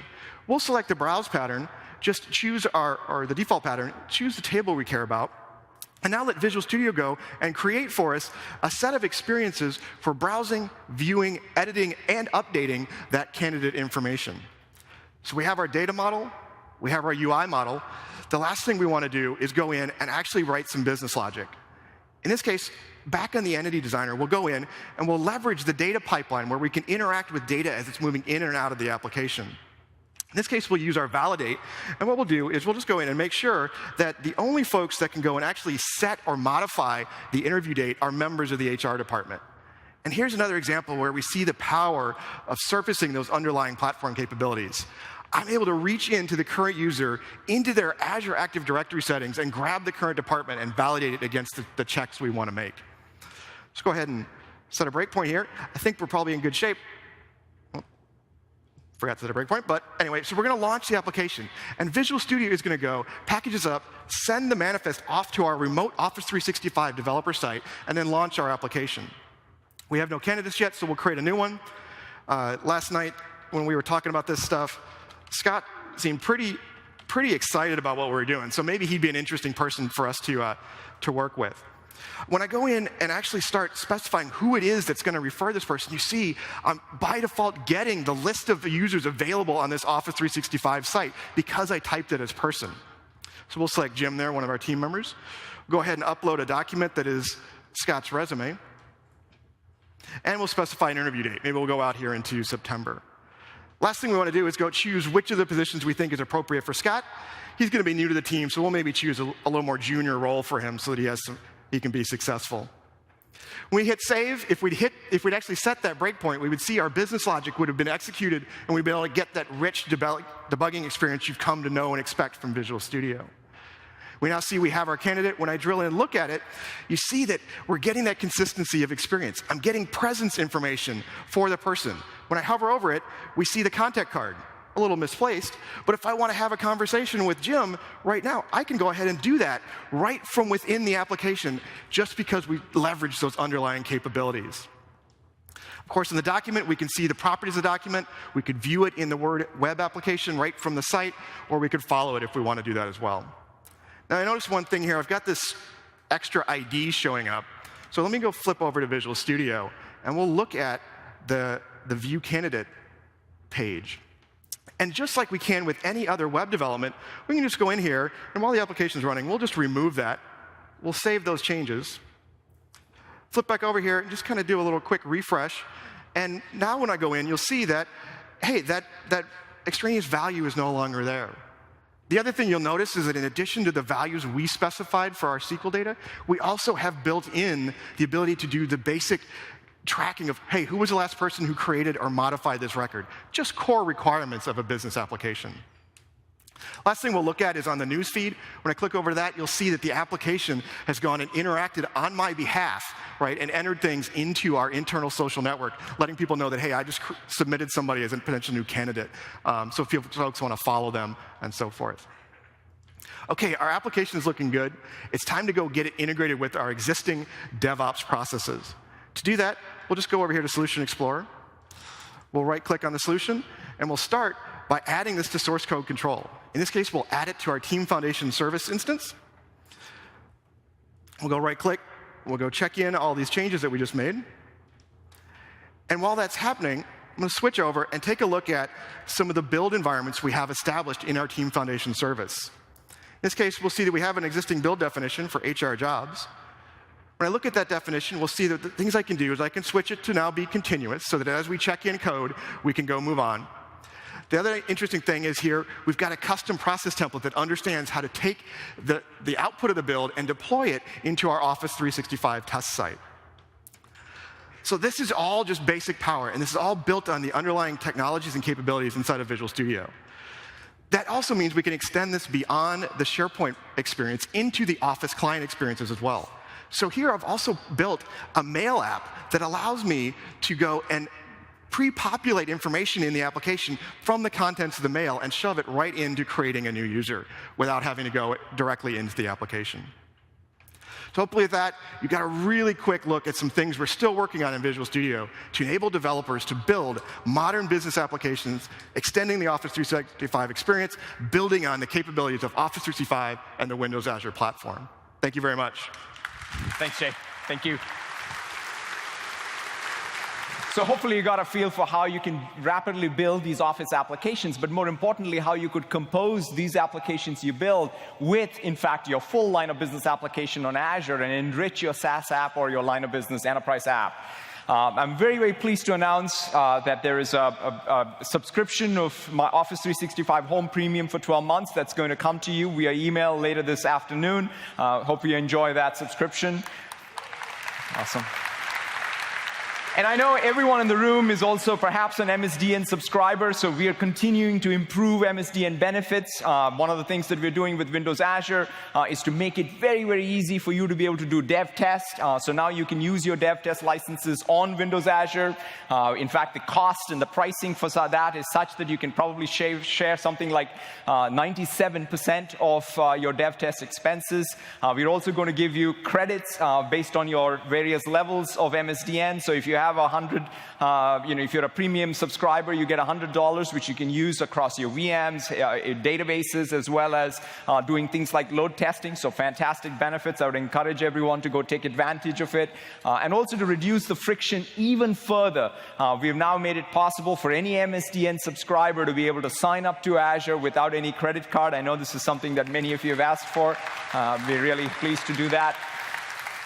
We had a whirlwind tour of the back-end technologies. Really, with Windows Azure, we think we now have a robust platform for you to be able to do your modern application development for a modern business. It could be web, mobile, or this cloud scale and enterprise grade. So hope you get a chance to play with it. We welcome all feedback and have a great rest of the build. Thank you very, very much.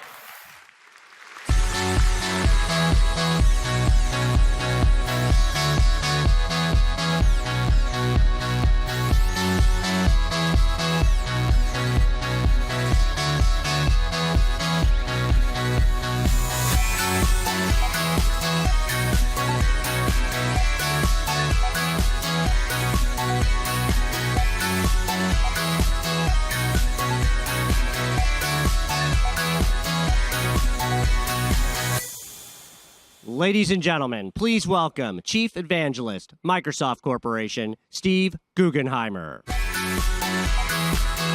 right. Well, good morning. I hope you see by the switching gears, we're about to change direction here and do a whole heck of a lot of demos. My name's Steve Guggenheimer. Most people call me Googs. Steve was the guy on stage yesterday, and Guggenheimer's a little hard to pronounce. So if you hear Googs over the course of the time, that's me. 3 things we want to do with this session. We want to try and connect the dots between the devices conversation yesterday in Windows 8.1 and all the clients and devices, along with the services and what we saw this morning. So we want to bring those 2 worlds together, in particular from a third-party angle. So most of the demos we're going to do in terms of both frameworks, tools, and applications will be from third-party and our partners. So we want to thank them for that. The last thing we want to do is make sure we touch on .NET a little bit more, in this case from the devices side. I get a lot of feedback around where .NET's going, so as we go through this, we're going to spend some time on web, mobile, devices, services, all that, but we're going to close off, make sure we do a good job on connecting the dots with .NET. Now, as I dive into this, you saw this earlier today, we talked about devices and services. We're going to go ahead and hit on that. Before I go any further, we know, look, you're not just targeting Windows devices. In some cases, you might not be targeting them at all. So we want to make sure we do a good job on the iOS and the Android side. And Scott, I thought I did a good job this morning. Same on services, Facebook, Salesforce, he popped Amazon up there, Google, etc. So we recognize that you work in a very broad ecosystem. And we want to make sure we're doing as good a job as possible, making it great to work with Microsoft in any way we can, and making sure you can get your job done holistically. The job of the evangelism team and the work that we do is to make sure you have everything you need from Microsoft to get the things done you want to, and that we're your voice back in. So the other thing I'd say is keep providing the feedback. Let us know what you like and what you don't like. Let us know what you need, and we'll try and make sure we're getting it done. On the Windows side, look, on the devices, we've been working for a long time on trying to make it easier for you. So the demos you saw yesterday, from that 7-inch device all the way up to this PPI board, that's a common core. Doesn't matter whether it's an RT device, a Windows 8 device, we've made that work. Now, on embedded, which we're going to touch on later today, we've got a common core there. Place we've been working on, I get questions on, is on the phone. The phone has the same kernel. So the networking stack, the graphics, the best example is IE. We have some of the common core done, that NT kernel. It's not all done. But if you think directionally, what are the things we're working on? We're trying to make it easier for you as developers to target as many of the devices as possible and reuse as much code as possible. We got a long ways to go, but we're going to keep working on it. Things like skills, languages, your development tools, your runtimes. We want to make that as easy as possible so that if you pick one Windows device, you can hit as many as you can of all the other devices. On the other side, on services, we've been working on that for a long time, right? Trying to make sure if you want to build a service and run it in the cloud, no sweat. If you want to run it on-premise, some of what Scott was hinting on at the end there, you can do that as well. But being able to go back and forth between on-prem and in the cloud or split the app, we want to make sure we can enable that as well. So the goal is it doesn't matter where you start in terms of partnering with us. We want to make it easy to connect to all the other dots. We've got a long ways to go, but part of what we're going to do this morning is try and connect as many of the dots as possible. So let's dive in. 2 conversations we're going to spend our time on. The rest of this is going to be demos. We're going to start on devices and services. Lots of developers and partners we go out and talk to. You think only about devices and services, or you might say cloud and devices, or you might say mobile apps, or you might say modern apps. Pick your terminology. We want to start there. And then we want to come back to, look, there's a lot of partners I go to who work in corporations, they work in line of business applications, they've got a lot of .NET code, they want to understand how that moves forward. I don't think we've done as good a job as we can in getting you the information you need on that. So today we want to make sure we cover that off, and then after this session today, there'll be a set of white papers and guidance that we're going to publish up on the web to make sure that we're going ahead and doing a good job addressing your questions there. So let's start with web. When I go out and I talk to folks, one of the questions we often get or conversations is web or app, right? And hey, Microsoft, I've got a website. It works great on Windows devices. Why should I build an application? How should I think about that? And so that's the starting point. I'm going to ask my partner in crime, John Shuchuk. Hello, John. How are you? How you doing? He's going to come out and join me. Now, John, 3 things you should know about John. First off, his nickname is Shoe. So you got Googs and Shoe. It sounds like a really bad cop movie, but it's not. Second thing for Mr. John here is between us, you've got about 40 years of Microsoft time, so you can sort of do the math there. And third, John's one of the top 20 developers at Microsoft, so any and all coding on stage is John. I'll just be demo on the front end. Sounds good. All right, so John, let's start with web and apps. How do I think about that? Well, web or apps, actually, in my case. Yeah, one of the things that we often hear is, should I build a website? Should I build an app? And we think that that question, in a way, is a little bit funny because many people want the web for the broad distribution. They want the ability to get the information out there to connect with their customers. But they're also seeing demand to build apps on their platform. So one of the things that we wanted to do here was kind of show how we've been building some technologies to make building both a web and an app a little bit easier.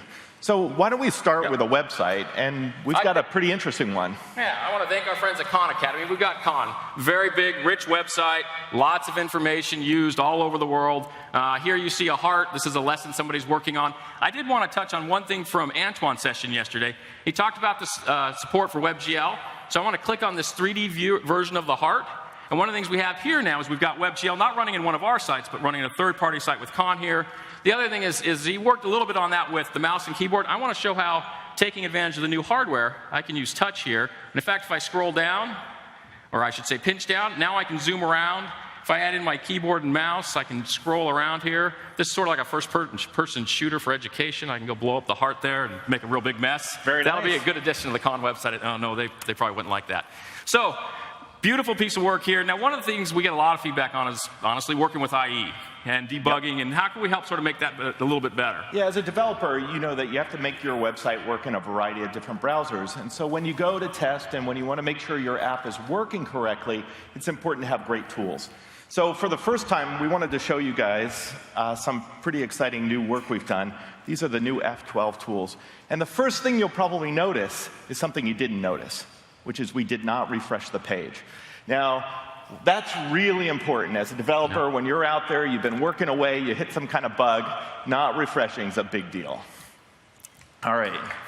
I thought that would get a little bit of applause. All right. Show them the rest. So one cool thing we've got in here is we've got the ability to go select information, and this whole idea of keeping things up to date. Check this out. We can go here. I can go drag and drop actual elements, and we dynamically refresh the information up on the screen. We can move stuff around. We can get our layout up and working, make sure everything's right, all from within the debugger. And as we get the app up and running, then it comes time to do one of the more important things, which is make sure it's performant. Yep. And really understanding what's happening in these sophisticated web applications can be a little tricky. So we've got some great new work we've done around performance tools. Let me show you this. I'm going to click Start Profiling, and watch what I'm doing here. I'm just going to run around here just for a second, and let's stop. And what we'll do is we'll analyze the information, come back, and these are kind of the sister tools from the ones that we showed yesterday in Visual Studio. Let me zoom these things up so we can see this in a little more detail.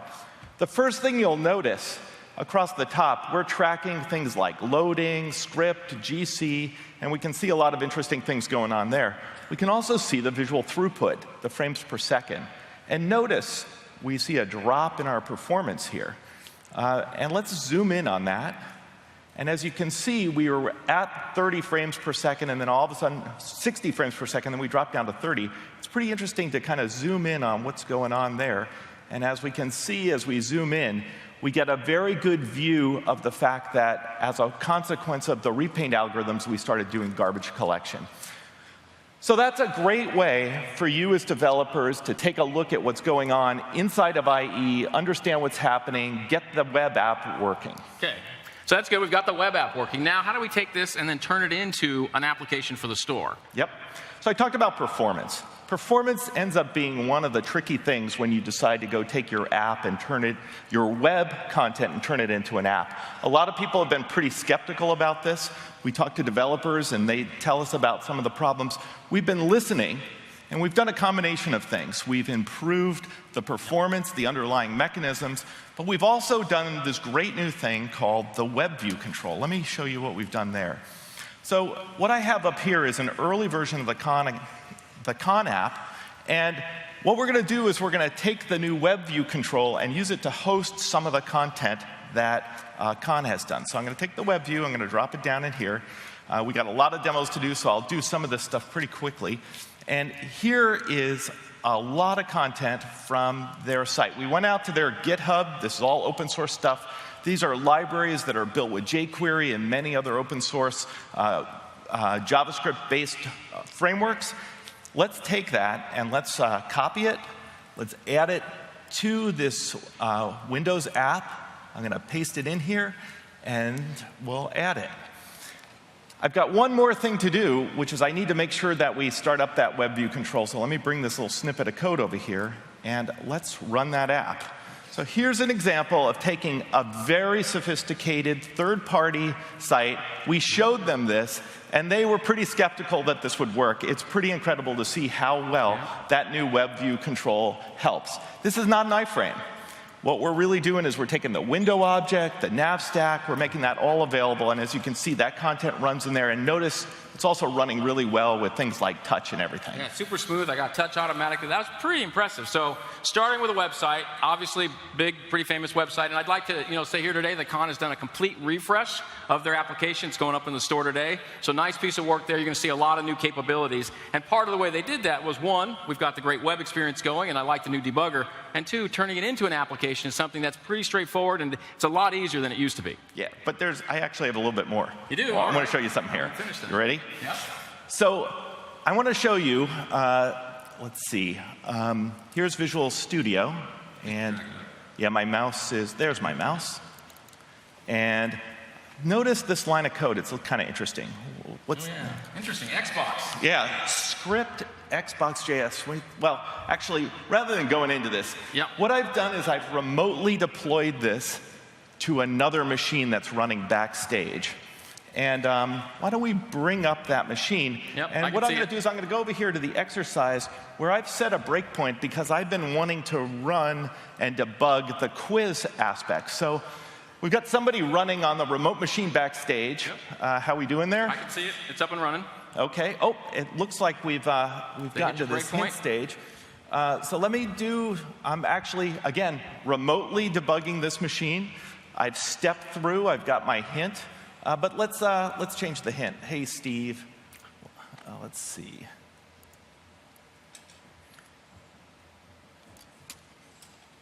Steve, back to school. Oh, great, thanks. Yeah, make sure you get this right. And we'll enter that, and let's keep going.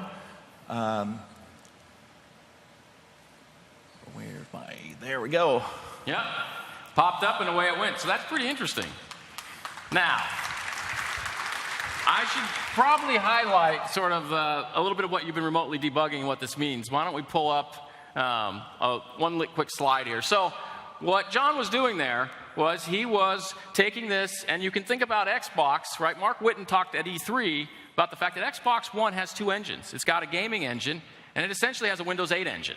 And so, and you can go back and forth between those two engines. Now, nothing to announce today, but when I talk about that common core, you're seeing that common core in action, which is that notion of being able to target other devices over time that run the Windows 8 engine.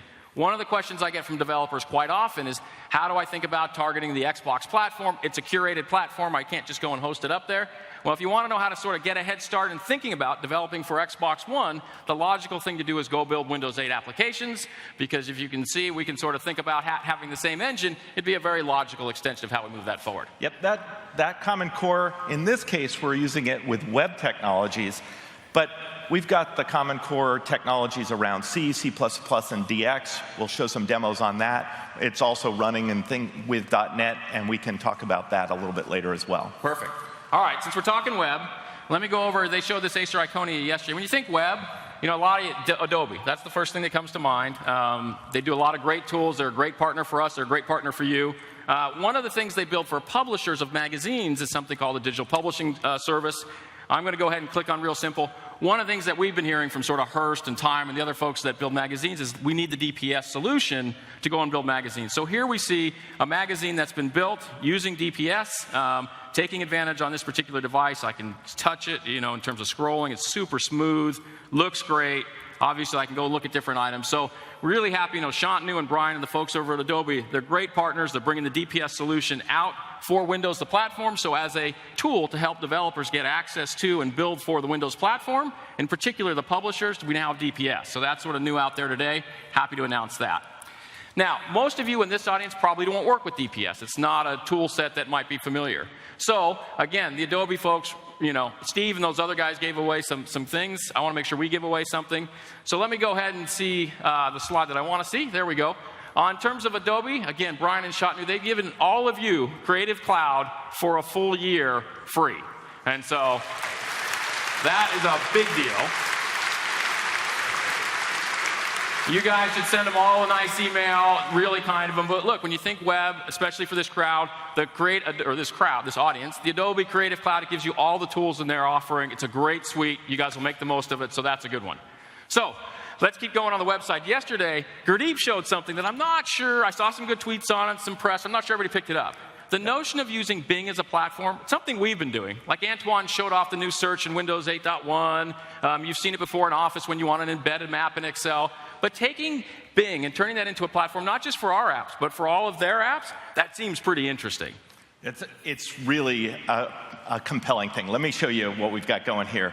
This is as you remember, Gurdeep was wandering around Spain, and I brought up a little app that could be connected to his trip. And what it shows is a post that he did. And he says, hey, I'm having a great time in Valencia, Spain. Now, wouldn't it be cool if we could connect this up to all of that Bing knowledge so that as I was interacting with this app, I could take advantage of that information up in the cloud? And, you know, Bing's been searching out there for a long time. They found a lot of stuff. Yeah, so you think this is a big project.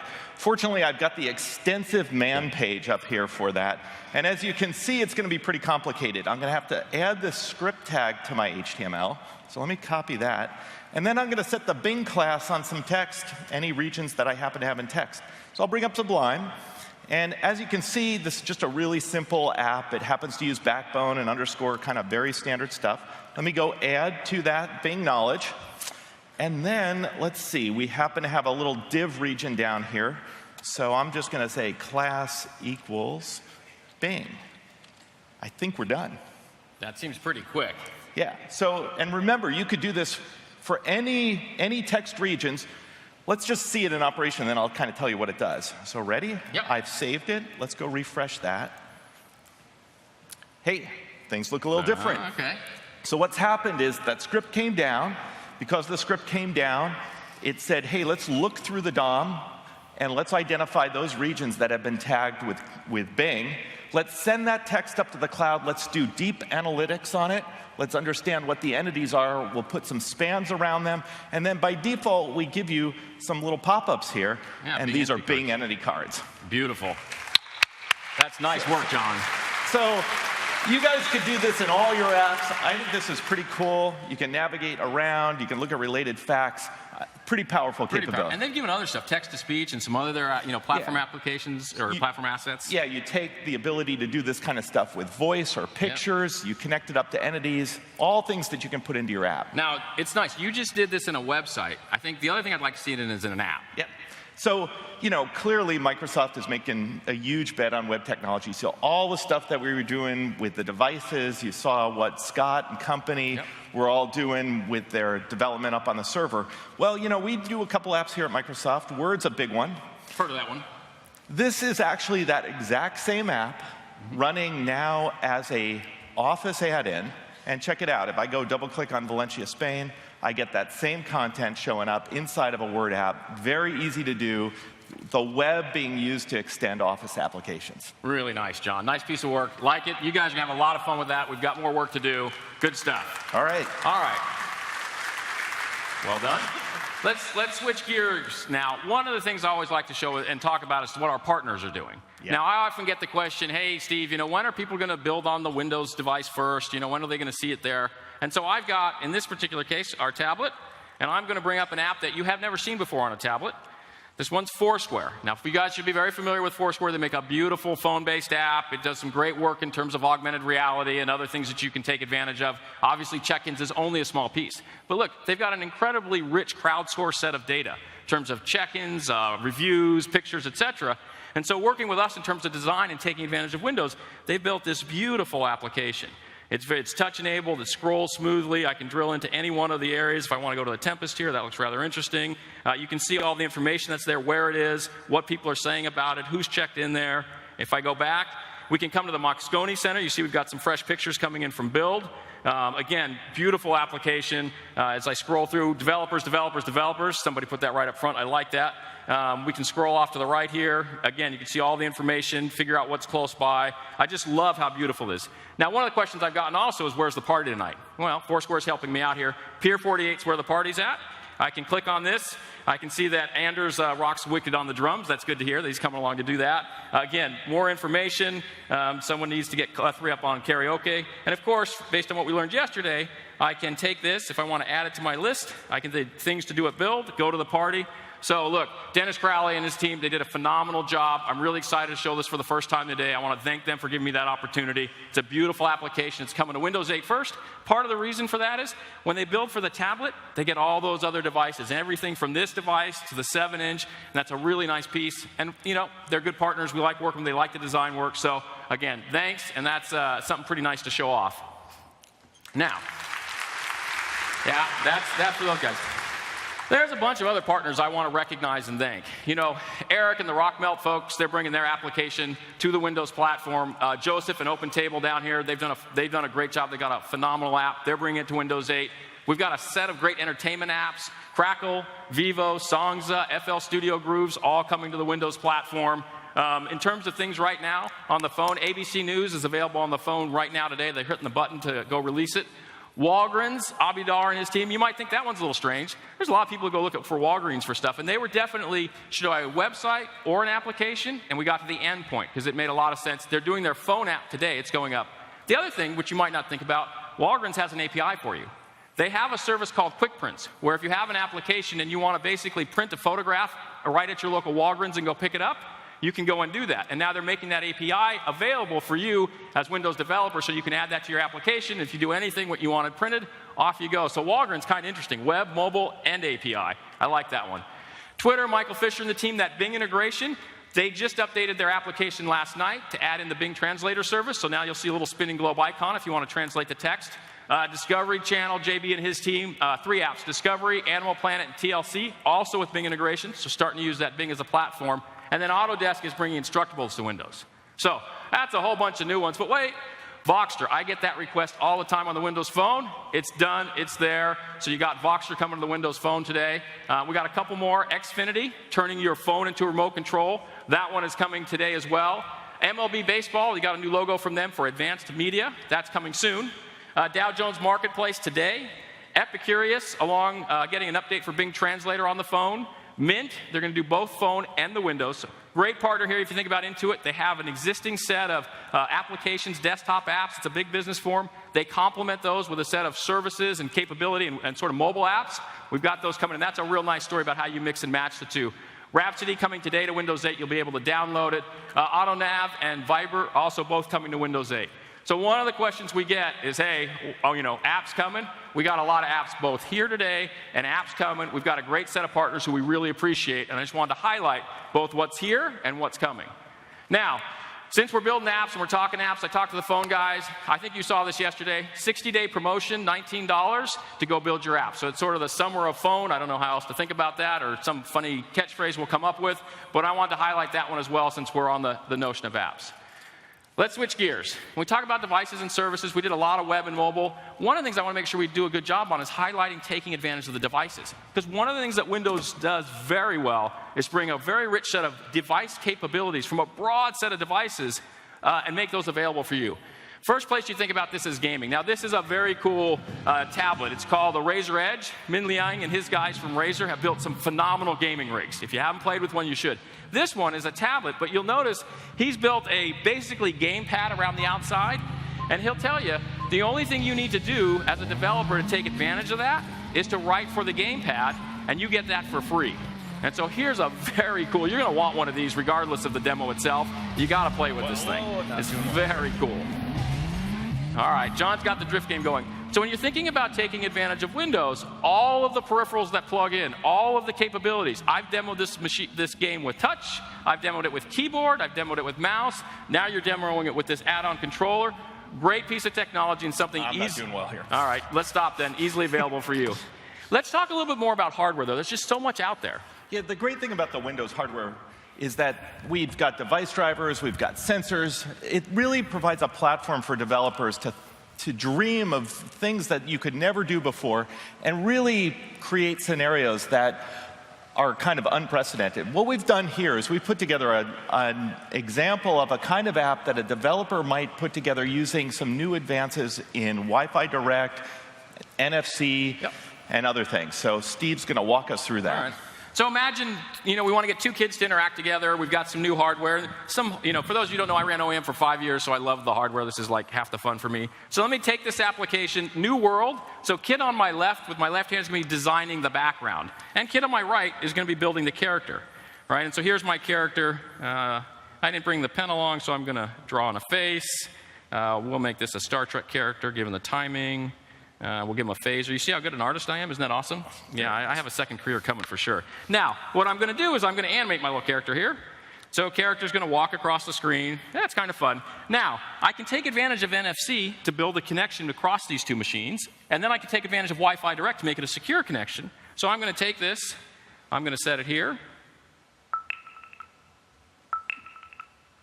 And we hear a little beep. Now I'm going to set my little character up here. You see the door into another dimension open. All right, we'll go a little Twilight Zone, and he's going to walk right off, or she is going to walk right off the screen onto the other one. That's just cool. I'm sorry. Thank you. I love that stuff. Now, uh-oh. 3, 2, 1. I forgot. He's actually going to take off. Now we have a problem for the rest of the demo because we got to find the spaceship. Yeah, let's find the spaceship. All right, I'm going to have my friend here, who's the cameraman, slide back. I'm going to pick up this other device. Now, all the devices today come with so many sensors, gyroscopes, cameras, accelerometers, etc. So I'm going to load this app called Argonaut. And what I'm going to do is I'm going to go search around for our spaceship. Oh, there it is. Little augmented reality. Now, this looks like it could be fake, John. We wouldn't want that. Yeah. So show me the code. If you take a look over here, we've actually got the C code that we've written to do the scene analysis and to do this augmented reality. We happen to be using an open source library called OpenCV in order to go implement this. And this is a pretty common pattern, which is when we're doing the most leading edge stuff, often the work is coming out of academia. There's a lot of things that we need to pull together. So what we've done here is we've been looking at the scene. That's what's happening up in this first line. But then we're doing something pretty interesting. We're actually analyzing the scene to find points with high contrast, and then we're using that, a Kalman filter, to improve things even more. In fact, why don't you bring up the control points so we can see that in action? Got it. And you can start to see those appearing in the scene, and we're using that to provide this very smooth, augmented reality experience. So this is a great example where people are doing innovative kind of things. But let's really turn on the afterburners here. Yep. So what we've got right next door here is a version of that same algorithm that's in OpenCV, but we've done something pretty interesting, which is we've taken advantage of the new capabilities in the C++ compiler to provide parallel code that runs on the GPU. And as you can see, that's the AMP capability. This is just one simple example. This is a pretty complex algorithm. I'm not going to code this up by hand now. But we're using the GPUs to go initialize values based on a scalar.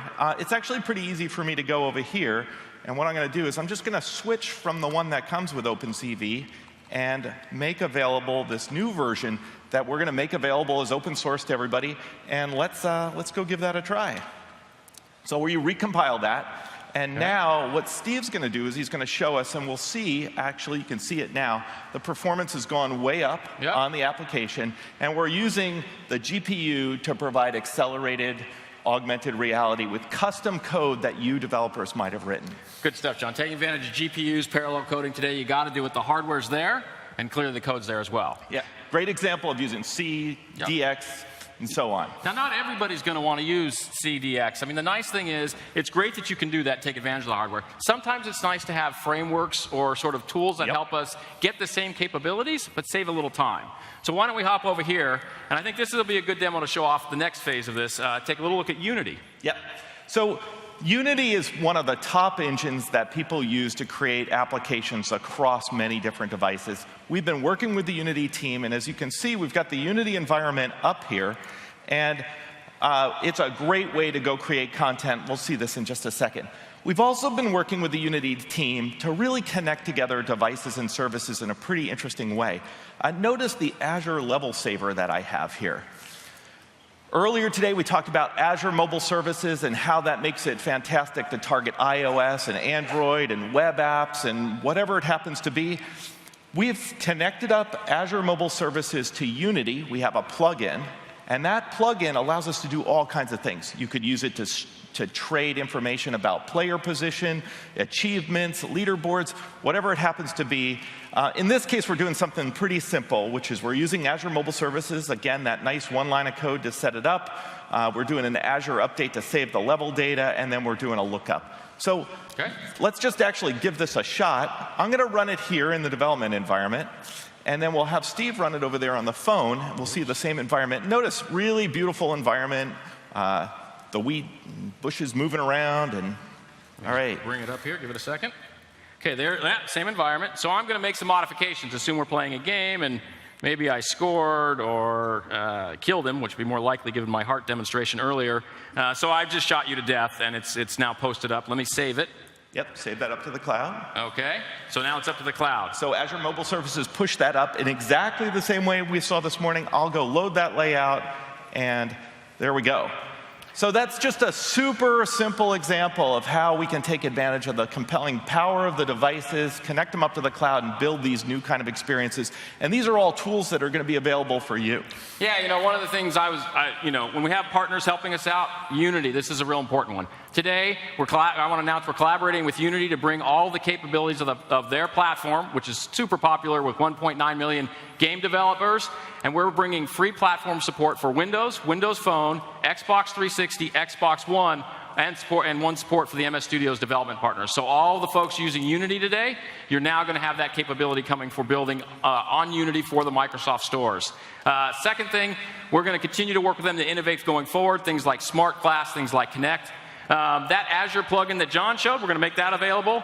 And of course, got to have a contest. Unity is about games. It's a ton of fun. So we're going to have a $100,000 contest. We'll have $100,000 worth of prizes for folks building games using the Unity platform, or the Unity tool set for the Windows platform. So my thanks to Unity. Great set of tools, great partner, and something that we think you'll really enjoy working with as we go forward. All right. Good. I'm glad you liked that one. Now, I talked a little bit earlier about some partners building apps. I want to talk about a few more since we're talking gaming. Lego, we've got Hero Factory coming, and you saw the other Lego demo yesterday, so Lego's doing some great stuff. The one on the lower right, I had to bring it up here. It's called Battle Bears. It's a 3D first-person shooter as a bear. I just want to play it. I haven't played it yet, don't know much about it, but it just sounds like the thing you want to do.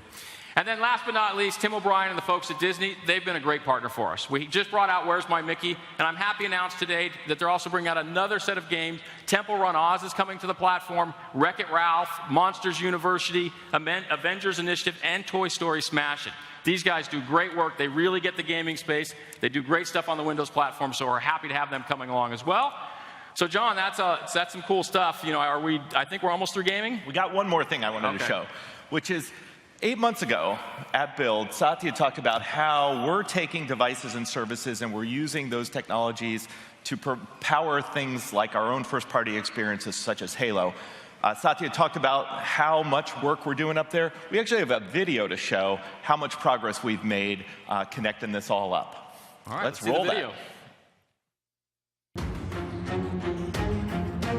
Halo is a rich, immersive story with millions of loyal and dedicated fans. We deliver an exciting and engaging experience to these fans. They need to know what the hot playlist is today. They need to know what the challenges are. They need to know where their friends have been, what their friends have been playing. Have their friends gotten more medals than them? They need to know all of this, and they need to react to it and interact with their friends in real time.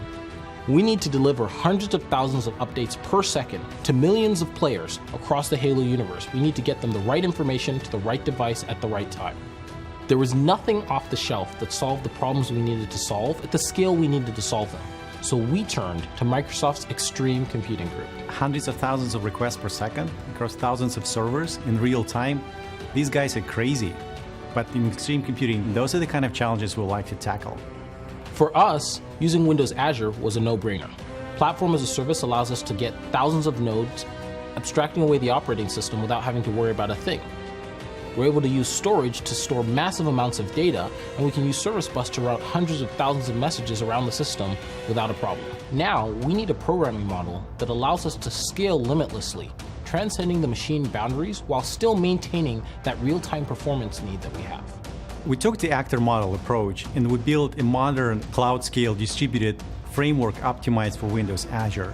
We call it Orleans, and that's the framework that allows us to build large graphs of live actors distributed across thousands of machines, and those actors can interact in real time. In our lab, we tested one of the real services, handling over 1 million requests per second on just 125 servers. By leveraging Azure and Orleans, we were able to deliver dozens of services, all operating at massive scale. Hundreds of thousands of requests per second over thousands of servers in real time. Well, maybe these guys aren't crazy, just extreme. I love that one. You know, when Satya talked about mission critical and they're showing all that enterprise stuff this morning, that's enterprise ready right there. That's your mission critical application, which is Halo. If you've got a 15 or 16-year-old and Halo goes down, especially multiplayer, you're toast. So I'm glad they're running there. One thing I wanted to hit on, since we're talking massive storage and massive everything, I don't know if you guys noticed in your bag last night, but everybody in the room is getting 100 gigabytes of free SkyDrive storage for coming, so I wanted to add that into the goodie bag, and I think Steve was supposed to do that yesterday, but we got it covered for you, so that's one more thing to help you out as you're working with us and partnering.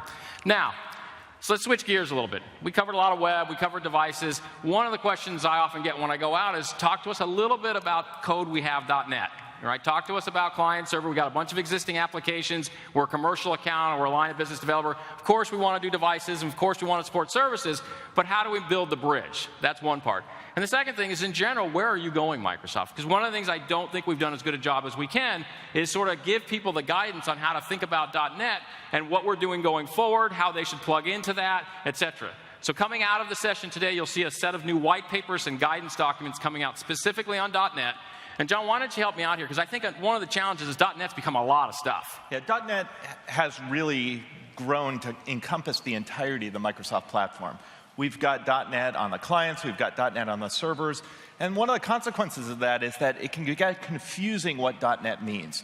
So if you think about the runtimes, the libraries, the languages, we've got the languages and the runtimes across all of the devices, all of the services. Libraries are a special case. Libraries rely on the capabilities inside that environment. So if you're programming up on the server, it'll take advantage of things like IIS. If you're programming on the client and you're doing something like WPF, it relies on capabilities on the desktop.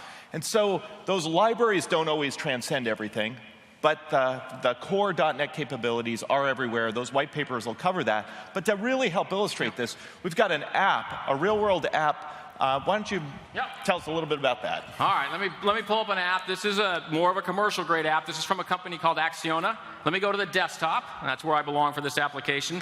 Let me pull up Acciona. Acciona basically runs a set of alternative or natural energy sources. So think wind farms, think solar farms. And what they do is they run them all over the globe. And they have to be very specific in terms of how they operate. You've got to maximize. If you're going to sort of sell energy back to energy companies and you're going to manage this, it's a big, complicated process. So in their room, they've got the big screens. We're talking NASA level. I'm pretty happy. I got to use the PPI board today ahead of anybody else. So here's their application. This is a WPF app. Scaled up, it looks great here, there's no issues. Here I see there's some type of alert in Amarella. And what I'm looking at now is I'm looking at a solar field, right? And you see the cloud cover going over the solar field here in Amarella. Nice weatherman. Oh, thank you. Yeah, this is the weather pose. And over here today we have some cloud cover over the solar panels. I'm going to drill in. I'll notice I got a hotspot here, so I'm going to click in and get a little richer. You see this is a very rich, interactive app, takes advantage of touch. It's all .NET, looks beautiful. I can go to individual panels. I can get a ton of information here, John. Now, the first thing is, one of the piece of work we're doing with Windows 8 and 8.1 now is adding support for .NET.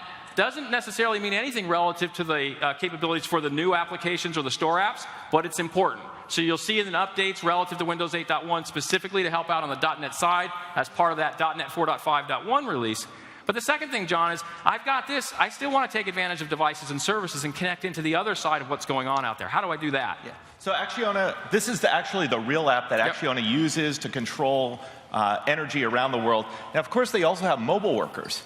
And those mobile workers need to be able to take this same set of rich capabilities, and they need to be able to go diagnose a solar panel or whatever it happens to be. Here's actually the version of that app that they've deployed out to the Windows devices.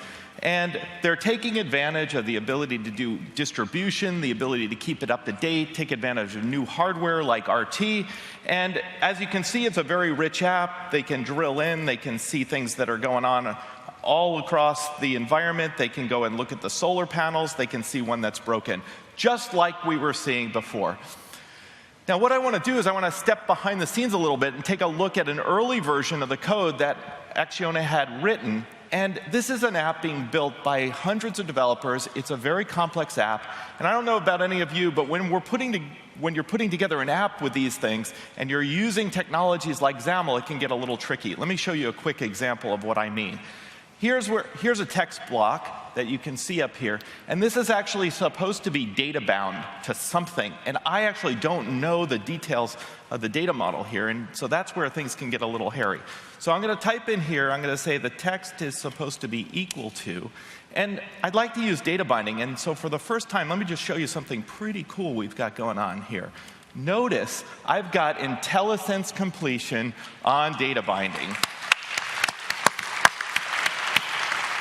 Now again, big project, getting this stuff right. Boy, I have spent a lot of time personally trying to get these things and debug them. Now if I go down here, notice I just pick installation name out of this thing. That's great. All set to go. Notice it automatically did the binding up there. I know things are working. The other thing is, we've done a bunch of work in the editors for XAML so that things work right. Let me show you just one quick example. Here's a pretty easy mistake to go make. Imagine that you're working in the code and you decide that you want to go terminate one of these tags. Notice I just closed the tag. The IntelliSense took care of removing the extra floating tag. In case you didn't see that, I'll do it one more time up here. Look at that. Nice way to keep the XAML clean. So again, for .NET developers, we're doing quite a bit of work across the tools, across the runtimes with scaling and many other things to make sure .NET apps continue to work. Now, .NET isn't just used on the clients. Acciona uses a lot of .NET up in the cloud. They do things like integrate data from Oracle and SQL databases. One of the things that they do is they spin up Hadoop clusters up on Azure. And in fact, we have a little demo of that running over here. So let me pull up Excel. So one of the things that's happening is all of these wind turbines and the solar panels, they have sensors, and they're feeding back information. Could be wind speed, could be temperature, etc. So here, this is a set of wind speed data. It sits up in the Azure cloud, again, coming from both Oracle and SQL. And I'm going to take advantage of feeding that all into Excel using HD Insight Server on Azure. And once I get into Excel, I can use this new tool called GeoFlow.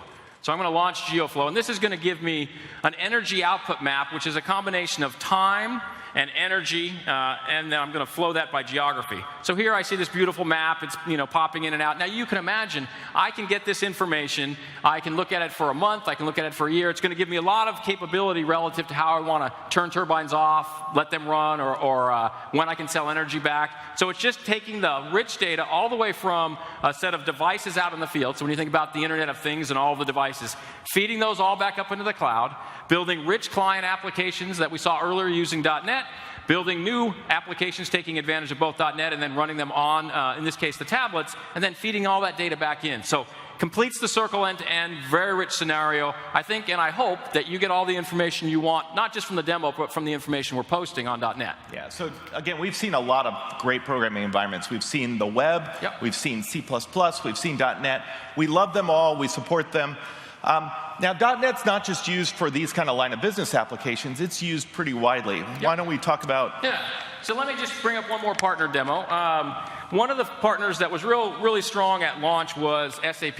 They actually built an application. They built several applications. And what they do is, if you think about business applications, they have a lot of rich data. And so the first thing you do with that is you build these really visual interfaces. You'll notice here I can scroll left and right on SAP. I can look at this one has an alert. Now, what SAP's done for this show is based on feedback they've got, and they've got 2,000 partners and 200,000 customers, is they've actually taken that same application and ported it over to the mobile phone. So here's a Windows Phone 8. I talked a little bit about Common Core and symmetry. This is part of making it easy. So I can click in here to the demo, and you see the customers come up. I can scroll up and down. I can go look at critical favorites. You'll see that there's that same alert. So part of what we can do in the .NET family and with our applications is make it easier to go across devices. We have partners that are already taking advantage of that as they get feedback. And again, trying to take advantage of what we're offering, bring more capabilities to more devices over time. Now, there's one other area where .NET shows up a lot, in particular on the business side, and that would be in embedded devices. Yep. So again, .NET and Windows provide a lot of capabilities for the embedded developers. In particular, with the embedded world, we've got a tremendous number of very sophisticated device drivers for things like barcode readers, many other things. So Steve, why don't you... So here's a piece of hardware. One of the things we're going to announce here at the show today is we're going to take Windows Embedded. In particular, now they have an industry version of the tablet. So take your standard Windows 8.1, but now for embedded, you add a bunch of capabilities to take advantage of things like barcode scanners, card readers. Let me click into the app. You can also, it helps you lock down the application so that over time, the users, in this case, somebody working at the car lot, can only get access to the things they want. And so going forward, we're going to keep our Windows industry embedded tablets on the same release cycle as Windows 8.1. So if you want to build apps for this, there's a lot of rich scenarios out there. 1.3 billion processors ship into the embedded space every year. Digital signage, point-of-sale systems, industrial manufacturing, healthcare. There's a ton of opportunity, and you'll see here I can take advantage. By the way, it's a pretty cool tablet. It's got that scanner. The other thing to know about this, you can actually take this off, and you can pull this out, and you can put a different skin on it. So if I was trying to build a healthcare application and I needed to make it alcohol resistant and I needed a different skin, I could do that. So there's some really cool things you can do between hardware and software. And again, .NET's the family for that. Same thing again with that Common Core. Here's, again, it's not perfect, but there's work you'd have to do. But I can take that same Avis app and here build it into a handheld device. So again, I've got handheld devices. I have industrial tablets. I have a very rich set of families we can use for taking advantage of, in this case, the embedded space. Rich opportunity. It's not all consumer apps, but you go out to kiosks and all the other places. This is good stuff. This is where money's made. And so I want to highlight that. So, John? Well, you got another video. Wow, that's right. So, thank you. John, that's why there's two of us on stage so we don't forget anything. On the embedded side, digital signage, some of these areas are pretty fun. I want to show you what I think about as one of the best marriages of hardware and software, and I'll call it a modern application. Imagine you've got a Coke machine with a big screen on it, a Kinect sensor inside of it, right? You've actually put a video or an interactive scenario on it with the hottest Korean pop band. They're going to challenge people to dance in the mall, and if they dance the same level as the people on the video or on the actual Coke machine, they get free Coke. Watch the crowd build around this Coke machine in the mall in Korea. Let's run the video.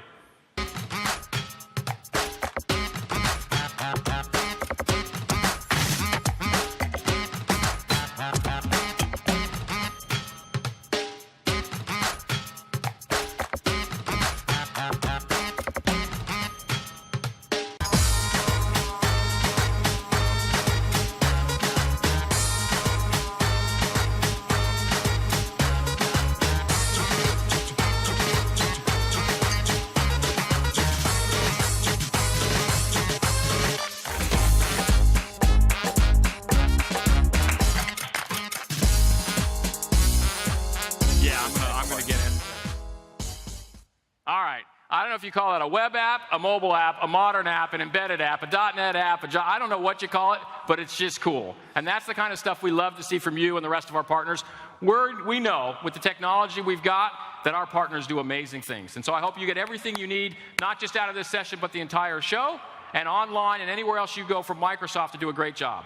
I want to thank our partners. We have a phenomenal set of partners that allowed us to show their applications today, that allowed us to talk about their applications or things that we're building, and we appreciate that. So thank you to everybody on the screen and all the other partners that work with us.